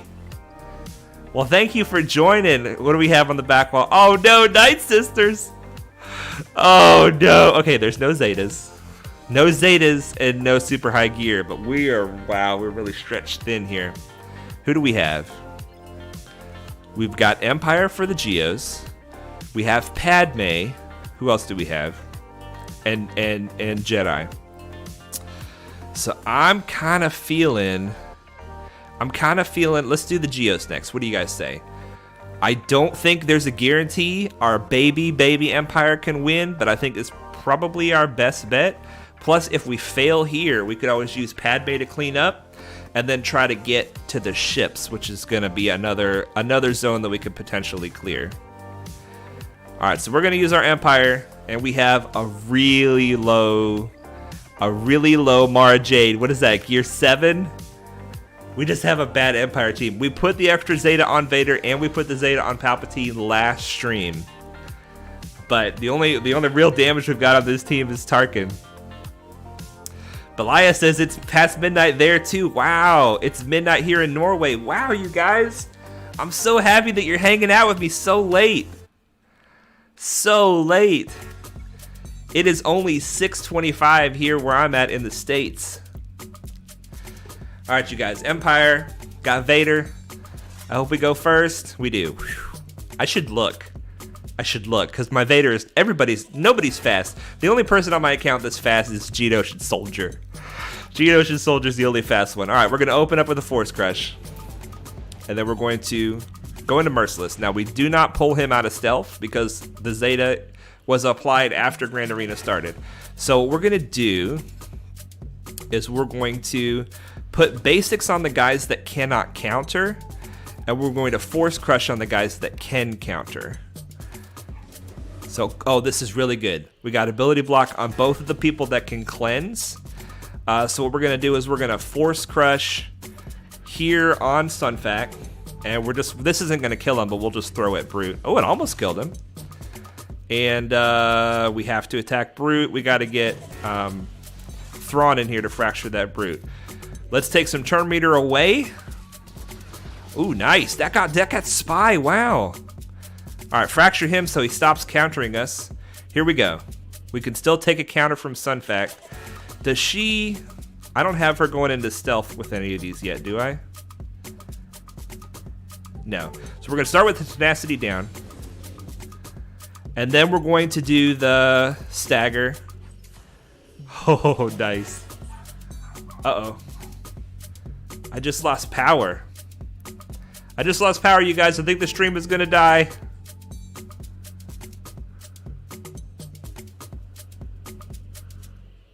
I'm sorry for this. It looks like it's still going, but I think we just lost power. We'll see. We'll see if it comes back on.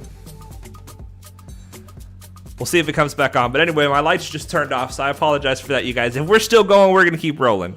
We might have just partially lost power. All right, let's hit all these staggers and shocks and do a mass stun. This guy's the only guy still around. Okay. Coleman Draper says no. Did it go ahead and I don't know if you guys are still here. If you're still here, let me know. The camera's on. Okay, the camera's on, but the the lights are off. All right, can we get a little banners back? This is looking like a W, you guys. Force Crush, Merciless. Let's throw at Sunfac. He looks juicy and ripe for the picking. Nice. 64 banners. Nice, guys. That's exciting. Bulb out, maybe? No, it was a whole power strip just turned off. Let me see.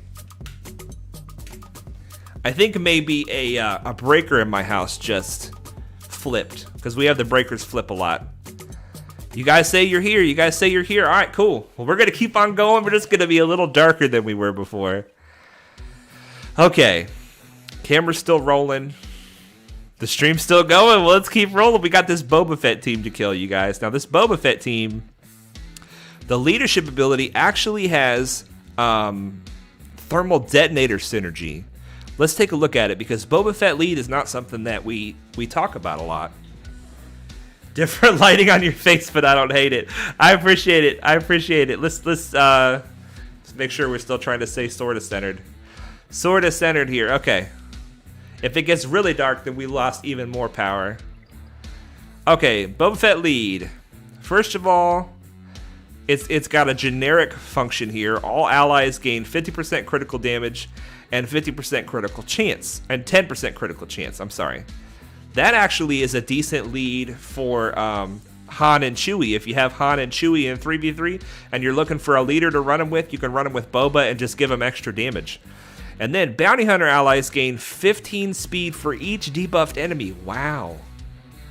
Gain max health equal to 50% of the total potency of all bounty hunters, and gain 15% turn meter whenever a thermal detonator explodes. While Boba Fett is in the leader slot, they need to defeat the first enemy that takes a turn in any encounter. Okay, so we need to make sure that they don't kill whoever takes the first turn. And we also need to try to make sure that we don't get debuffed. So Nori says the dark side is consuming you.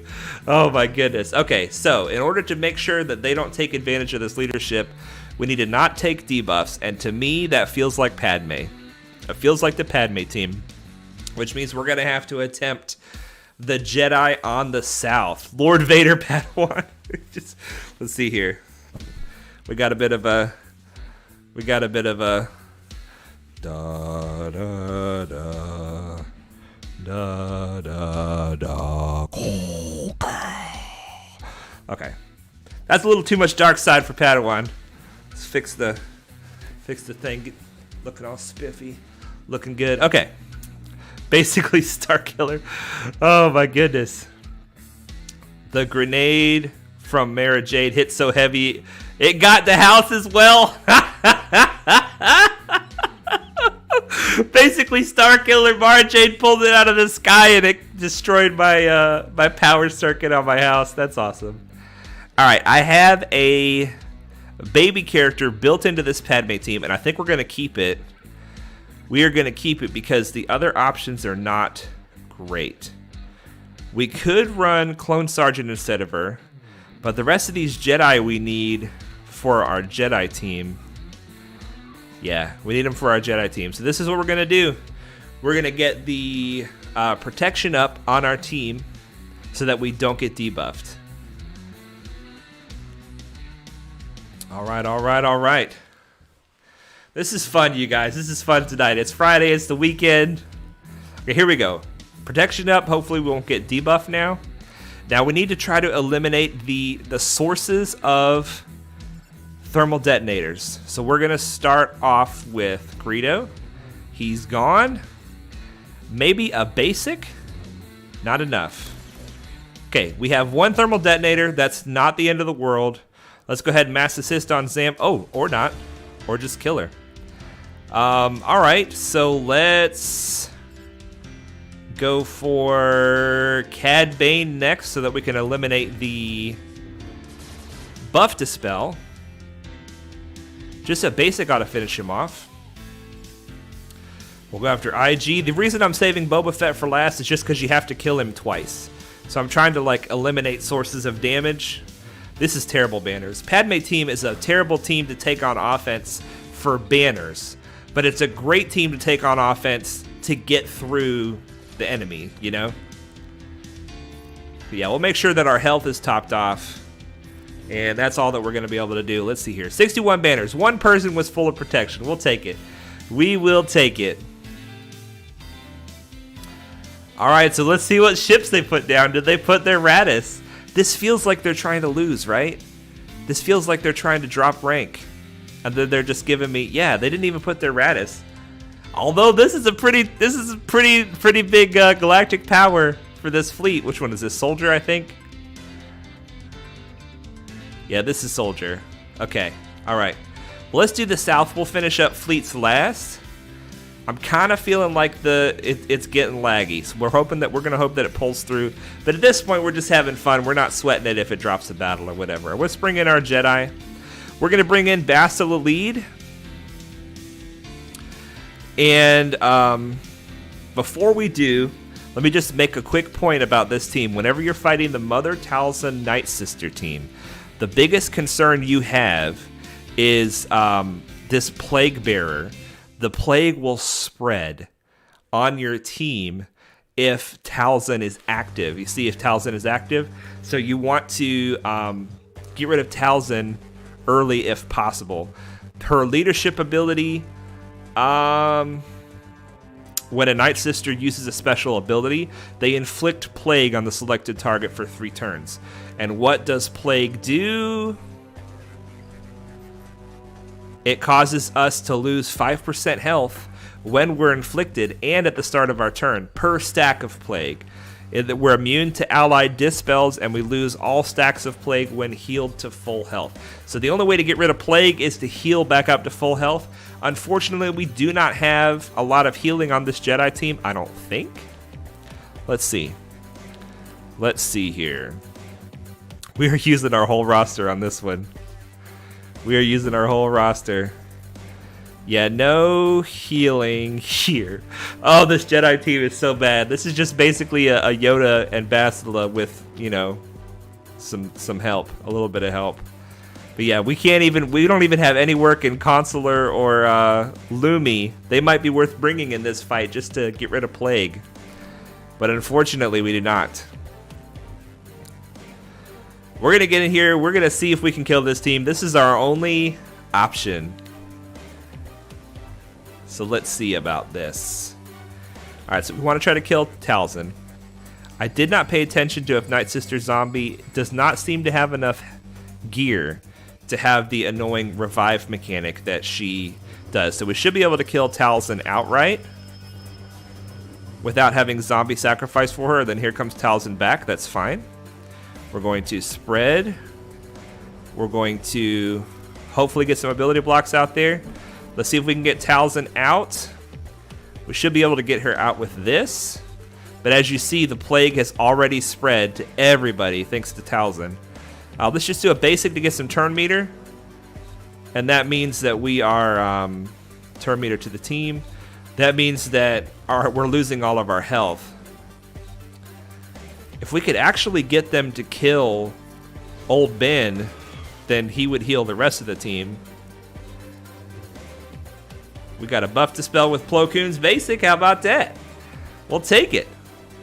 All right, let's do this first to clear the foresight, and then we will spread the buffs. Finish her off. Finish her off. Nori says, handsome Squidward and frog on ketamine. I do not get the reference, sir. I do not get the reference. All right, well, that is all the character battles. We got terrible banners, but man, that bounty hunter team was so much fun. That's definitely what I want to do moving forward. It's just play Grand Arena for fun, and whatever happens, happens. I'm pretty sure you guys are right that they're actually trying to drop rank, and that we might be just climbing rank and getting ourselves in big trouble. All right, Anakin. I really liked putting Ahsoka in the starting 3 last time. That worked out really well. Hey, babe. Can you see if we tripped into breakers? Okay, thank you. Thank you, darling. Thank you very much. I'm just so glad it wasn't the internet. We might have the lights coming back on in a second, you guys. All right, so with this fleet, we're bringing in our secondary fleet. We put our best fleet on defense, and we're going to hope we can do this. All right. The biggest threat is probably Vader, although these are all threats for different reasons. So we're going to put some damage on Vader. We're going to put... we're just going to put the basic. Let's get the taunt up. Ooh, no, don't kill him, please. My Anakin is so squishy, you guys. He is so squishy. All right, whenever you use the AoE with Mace, you want to not target somebody who's target locked, because this AoE will deal physical damage to the target enemy and all target locked enemies. So it turns into an AoE for the more enemies that you have target locked. Let's go after Boba Fett next, because if he gets to his ultimate ability, then we are going to be in trouble. All right, there goes the lights, you guys. We're back in action. Let's bring in Plo. It might be too soon to bring in Plo. It might be too soon. Turn meter for the team. Who's coming in as a reinforcement? Okay, so we're gonna use Ahsoka to take that right off. That's awesome. Basic. We're going to refresh the taunt on Houndstooth just in case it's about to expire. And let's do the AoE to keep Valor on the team.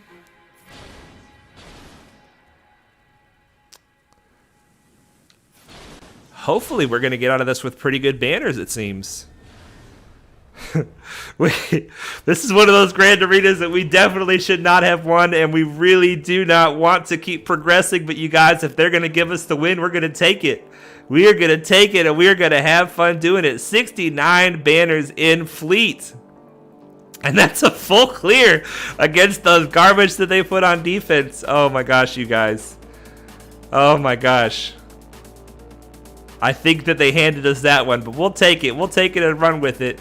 We can only hope that these Geos, if they didn't hand it to us and their plan is to go full offense, they will almost certainly get more banners than us.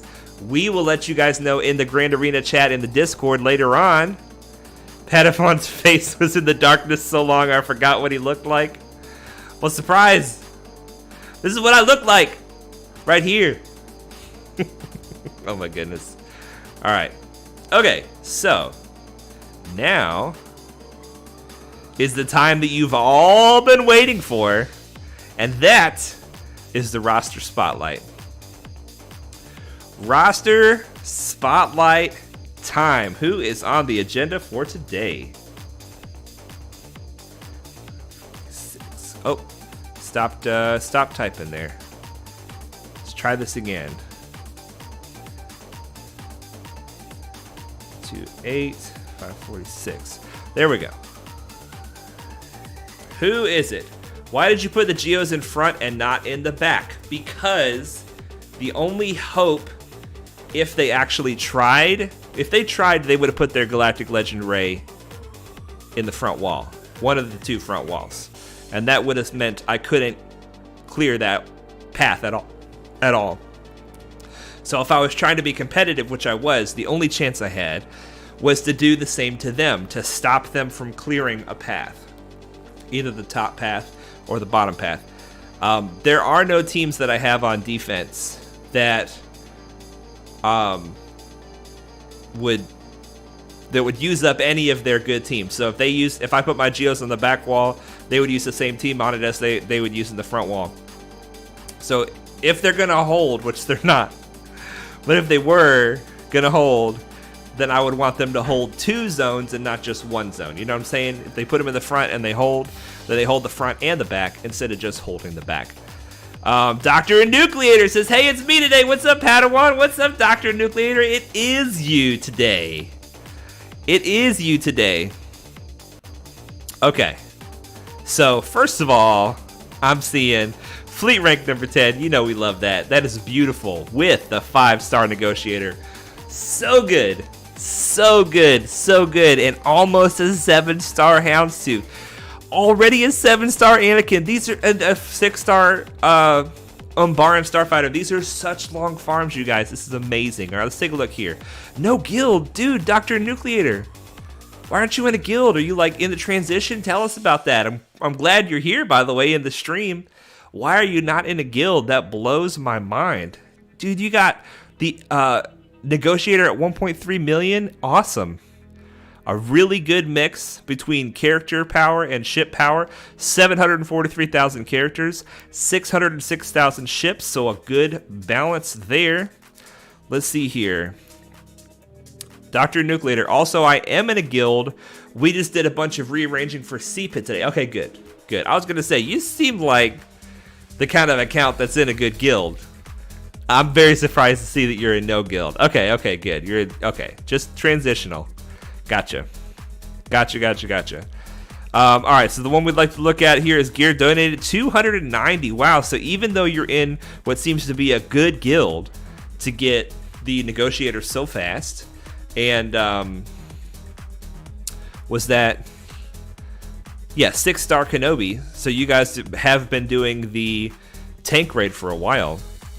Plus you got a 5-star 3PO. Dude, this is an awesome account. This is so exciting. So exciting. And 290 pieces of gear donated means that you are a generous person, my friend. All right, let's look at the ships. Let's look at the ships. Wow. 7-star Anakin Starfighter. So beautiful. But you've also got a Relic Anakin. Relic 6. Oh, that is dangerous. That is dangerous. Oh, you're in the Star Wars guy and friends? I love the Star Wars guy. You're in the Star Wars Guys Guild? Awesome. That's cool. I love him. I would love to do a collab with him someday. That'd be fun. That'd be fun. He's so cool, man. I saw he posted a link on one of his videos to his rock band. And it's like, wow, this guy is legit cool. Like, he looks on the video, he looks like he's trying to look cool, but then he's like actually in a rock band. Very cool. Very cool guy.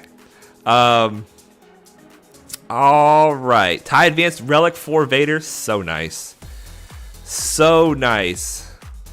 So these ship farms, they take forever, but you are making great progress. Look at this. Bossk.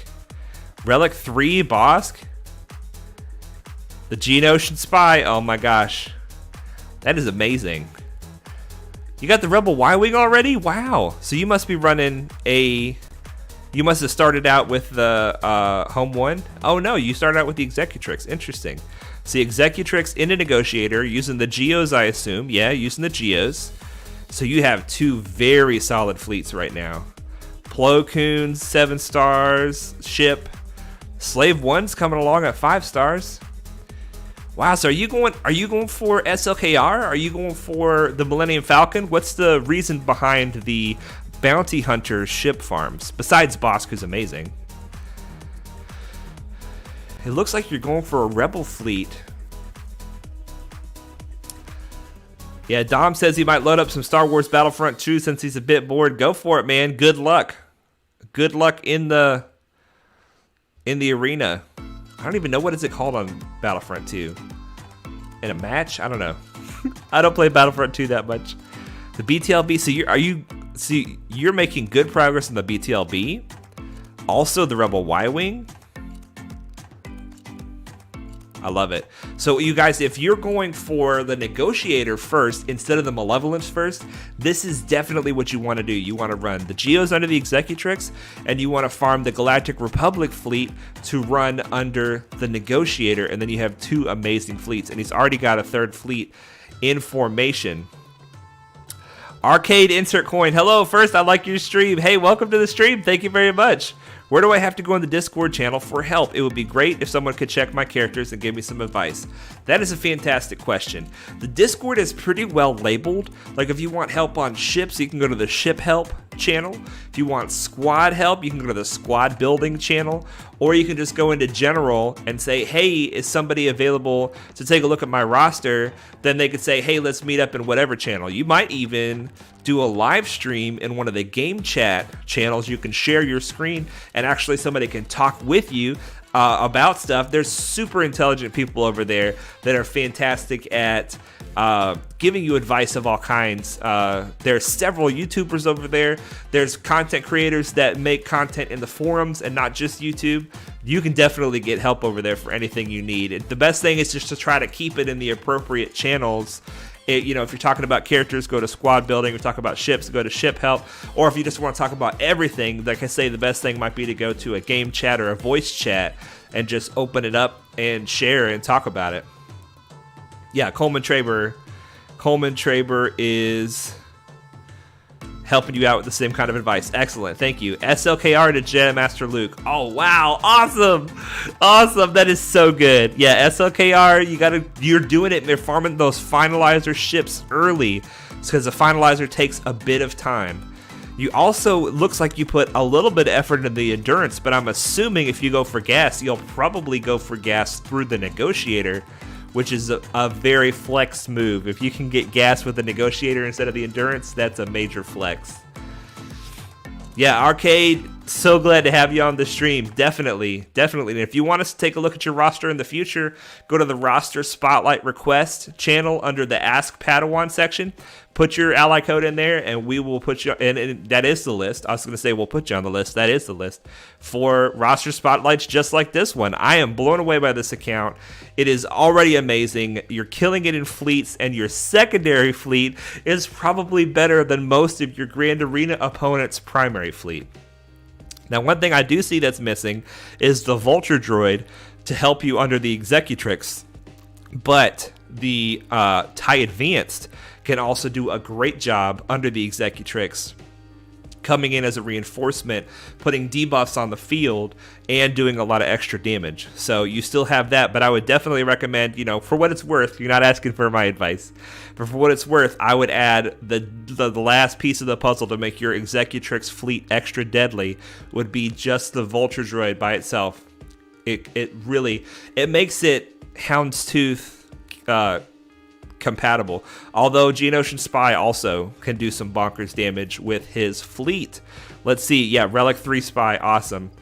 Dr. Enucleator says, I just got negotiated today. Just today? Oh, that's so exciting that you got it right before your roster spotlight and you ran out of credits. Well, level 84, baby Bubba. That's awesome. That is awesome. Greetings from Germany. Thank you, my friend. Thank you. Greetings to you as well. Night Snipe, see you next Friday. My friend, Night Snipe, always great to have you. We'll see you next Friday. Get some sleep, my friend. Okay, let's go to the characters. Darth Vader, we already saw him, but we're going to see him again. Relic 4. Jedi Knight Anakin, Relic 6. Amazing. Bossk, Relic 3. This guy, you guys, Dr. Enucleator is not only going after fantastic characters, which all of these characters are. Spy, Vader, Anakin, Bossk. They all are like pillars on the teams that they belong to, but they're also clutch pilots as well. This is a really, really smart way to do this. But look, he's got Padme as well, and not only that, he's got Commander Luke Skywalker as well. What in the world? What an account. This is amazing. Every one of these characters is deadly. Your fives is better than my fives already. Awesome. You already got the Zeta on Kenobi. He's 1 star away. Django's maxed out because of that Houndstooth farm. I know that. So you have a Jedi team. You've got a Padme team. You've got a CLS. I don't know if you have a CLS team. I see CLS. Let's see. I know you have C-3PO, so you could... Oh, yeah, you do. Yeah, nice. 3PO and Chewie, 7 stars. That's amazing. Look at all these rebels, you guys. What is this account? This is amazing. Oh, wow. Wow. Okay, so you definitely have a CLS team. What bounty hunters did you use to get 7-star Chewie? Wow, that's pretty impressive. Oh, he's got the Mando 7 stars. And Grief Karga. No wonder you got that 7-star Chewbacca. This is a deadly bounty hunter squad. Amazing. Coleman Traver, and these are some of the best characters that can carry lower gear teams. Very, very smart relics here. I totally agree. Terra Beast says, hey yo Padawan, I was a bit busy earlier, but I'm here now. I hope to go for SLKR eventually, but the grind is so out of the way for my account that I slightly shifted over to core for a bit until I get up to a good steady roster. I 100% support that decision. Definitely. It used to be in the old Grand Arena system, if you could like get a Galactic Legend early, that you could kind of dominate the division that you were in. But now it's just going to throw you up against harder opponents faster, So a good core to help you participate in all game modes appropriately. And, I'm a big believer in building up a team fully. Like what Enucleator has done here is amazing. It can help the Empire team participate in all game modes. The Padme team participate in all game modes. The Bounty Hunter team participate in all game modes. And the Geos too. But the best teams are when you can get to the place where you can solidify all of these teams and put relics on the whole team, and then you put them on defense in territory war for your guild, and they hold. Or maybe you can take out a galactic legend on the enemy team with some of these teams. Really, really, really good. Wow. Okay, Jolie Bindo's got his Zeta. Tell me we don't have Jedi Knight Revan also. I will lose my mind if you have Jedi Knight Revan also. Tell me you do. You got Jedi Knight Revan also. My gosh, you guys, what is this account? What is this account? He's got Hermit Yoda at 7 stars. I have never seen an account like this. 1.3 million. It feels like you have everything. It feels like you have everything. Oh my goodness. Dom says, I made a typo in the message I sent and my Wi-Fi decided to drop out of existence before the message got fully sent. Oh, that sucks. That sucks. Dr. Enucleator. I'm speechless. I'm speechless about this account. What is going on with this account? This everything that is good. You've got it all. You've got everything that is good. I want to see what your Ewoks were to get C-3PO, because you've got him. It looks like at 5 stars, I think. Wow. Wow, wow, wow. You've only got a couple stars left on these guys to get C-3PO all the way up to the 7th star. I am speechless about this account. I'm speechless about this account. Good Dr. Enucleator, do you mind if we look at your mods as well? My Jedi Knight Revan definitely gets clapped. Too much stuff to Zeta. Well, when you have like all the best characters in the game, right at the beginning of the game, yeah, it's too much stuff to Zeta. It definitely is. Cole Morgan says, need more troopers. Let's see. I mean, you can't have everything, but feels like you have everything. You guys, he's got some troopers too. He's got them. He just needs to put some work into them. 7-star Gideon. Wow. Wow, wow, wow, wow, wow. Do you mind if we look at your mods? I don't like looking at people's mods unless they're cool with it. This is... I'll tell you what this is. Dr. Enucleator said, what is the best version of each of these teams? That's what I'm going to farm. I'm going to farm the best. I'm only going to farm the best. I'm not just going to fill in with whatever I have. I'm going to make sure I get the best. He's got the best bounty hunter team. I mean, I don't see Aura Singh, but I mean, you can't have everything. I'm sure he's going to get Aura Singh later. And this team is amazing. Relic Vader, he's got Padme, he's got Geos, he's got CLS with Chupio and C-3PO. He's got Jedi Knight Revan with Hermit Yoda. I don't know. You have no troopers. Yeah, that's fine. The mods are okay. Okay, let's take a look at some of these mods. I just really don't know what to say. I just really don't know. Bossk is the fastest. Let's see how fast this bad boy is. How fast? 306 on the Bossk. I wasn't expecting that. That's awesome. Awesome. Padme is next in line. Okay, let's see. All health mods. 264 with all health mods, you guys. Amazing. Speed there. Health there. Health there. I bet you it's health here. It's health there. Oh my gosh, you guys. I cannot believe this. Dr. Enucleator, if anybody has any questions about anything, ask Dr. Enucleator. He knows what he's doing. Grief Karga at this gear level is still top number 4 speed. 254. Holy moly. Poggle's fast. A fast Poggle. Now that I can appreciate. Some speed on the Geos. A fast Poggle. Vader is this high. Gideon at gear 7 is that high. Vader's 232. Gideon at gear 7 is how fast? 233 at gear 7. Holy crap. I just can't. Mara Jade, 3 stars. 226. Wow. You have not even been playing this account for very long. I don't believe. How long have you been playing this account? Let's do a little math here. Galactic War Battles, 2,410. Let's pull out the old calculator. 2,410 divided by 12. 200 days.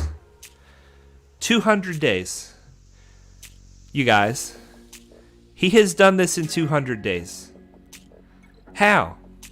How have you done this in 200 days? Tell us your secrets, Dr. Enucleator, please. Arcade insert coin. One question. Do you have a video where you can explain what teams are good against other teams today? I learned a lot with your fight in the arena. Okay, nice. I'm so glad that you learned a lot. I do not have a video like that. I am doing this as a hobby in my free time, and I don't have a lot of time to like make a bunch of specific videos. I really want to. And that is a great topic for a video, like a counter list where it's like this team beats this team beats that team, etc. I don't have any videos like that, but there are great videos like that out there. And if you have any specific questions in the Discord, you can ask, and lots of people will be happy to help you. But most of the teams that we're seeing here in this roster can beat most of the teams in the game. These are the best teams. These are some of the very best teams right here. Yeah, Dr. Enucleator, you're making Padawan lose his mind. Yeah, absolutely. Terra Beast, I believe I'm the next roster in review. I'm insanely hyped. Awesome, Terra Beast. Awesome. Yeah, Mara is faster than CLS. Wow. Wow. Well, hats off to you, my friend. Hats off to you. Thank you for letting us look at your beauty of a roster. Dr. Enucleator says, I basically started with AP Gains Farming Guide and then studied everything Darth Loquitur has ever put out. He is a genius. Yes, Darth Loquitur is super intelligent, and AP Gains' Farming Guide has always been really good for Grand Arena. Definitely. Dr. Enucleator, I spent $50 on the Bossk pack out of the store and Negotiator shards, and I'm assuming that's it. That's incredible. That's incredible. Yeah, Dom says technically it's approximately 200 days, not including days off. That's true, Dom. That's true. How do you figure out days by using the Galactic War thing? It's just if you go to their profile. I like to do this in Grand Arena to make myself feel better when I lose. Like, well, they've been playing for 4 times as long as I have, or whatever. But you go to their stats, you go to their Galactic War battles, and you just divide that number by 12, because 12 battles per day, if you assume that they sim their Galactic War every day, which somebody that's trying to do well, like Dr. Enucleator is, will be simming their Galactic War every day. That's 12 battles a day, so it can kind of give you a feel for how old the account is. Yeah, this is an incredible roster. Thank you so much, Doctor. I just don't know what to say. I'm very impressed. I'm very impressed. Let's collect these things and then we will check the list. We got rank 10, you guys. We got top 10 in the Sith raid. Rank number 9. Oh, look at all the gear. This is going to help us gear our guys. Look at Ed mod slicing materials as well. And plus get 1. Don't sleep on the get 1. I love it. So good. It's worth it, you guys. Shoot for top 10. Top 5 if you can. Top 5 if you can. Plus 7 Treya shards, which we're gonna use Treya someday, I'm sure. Dr. Enucleator says, yeah, it's about 200. I love this game, so I play constantly. Well, it shows. It shows, my friend. Well, you guys, I stream every Wednesday and Friday at 5 p.m. Eastern. Same time, every time. Same days, every week. Come and hang out with me. We had a blast today in today's stream. We did a crazy Grand Arena. We had some fun disintegrates with, I think a 3-star Mandalorian. Rank 1 in Fleet, top 10 in Sith Raid. It's a good day. It's a good day in Free-to-Play Nation, and it's been a great time hanging out with you guys. Don't remember, if I can do it, you can do it, and Dr. Enucleator can definitely do it with that roster spotlight. One thing I make sure that I say every stream is that Jesus loves you. We'll see you next time.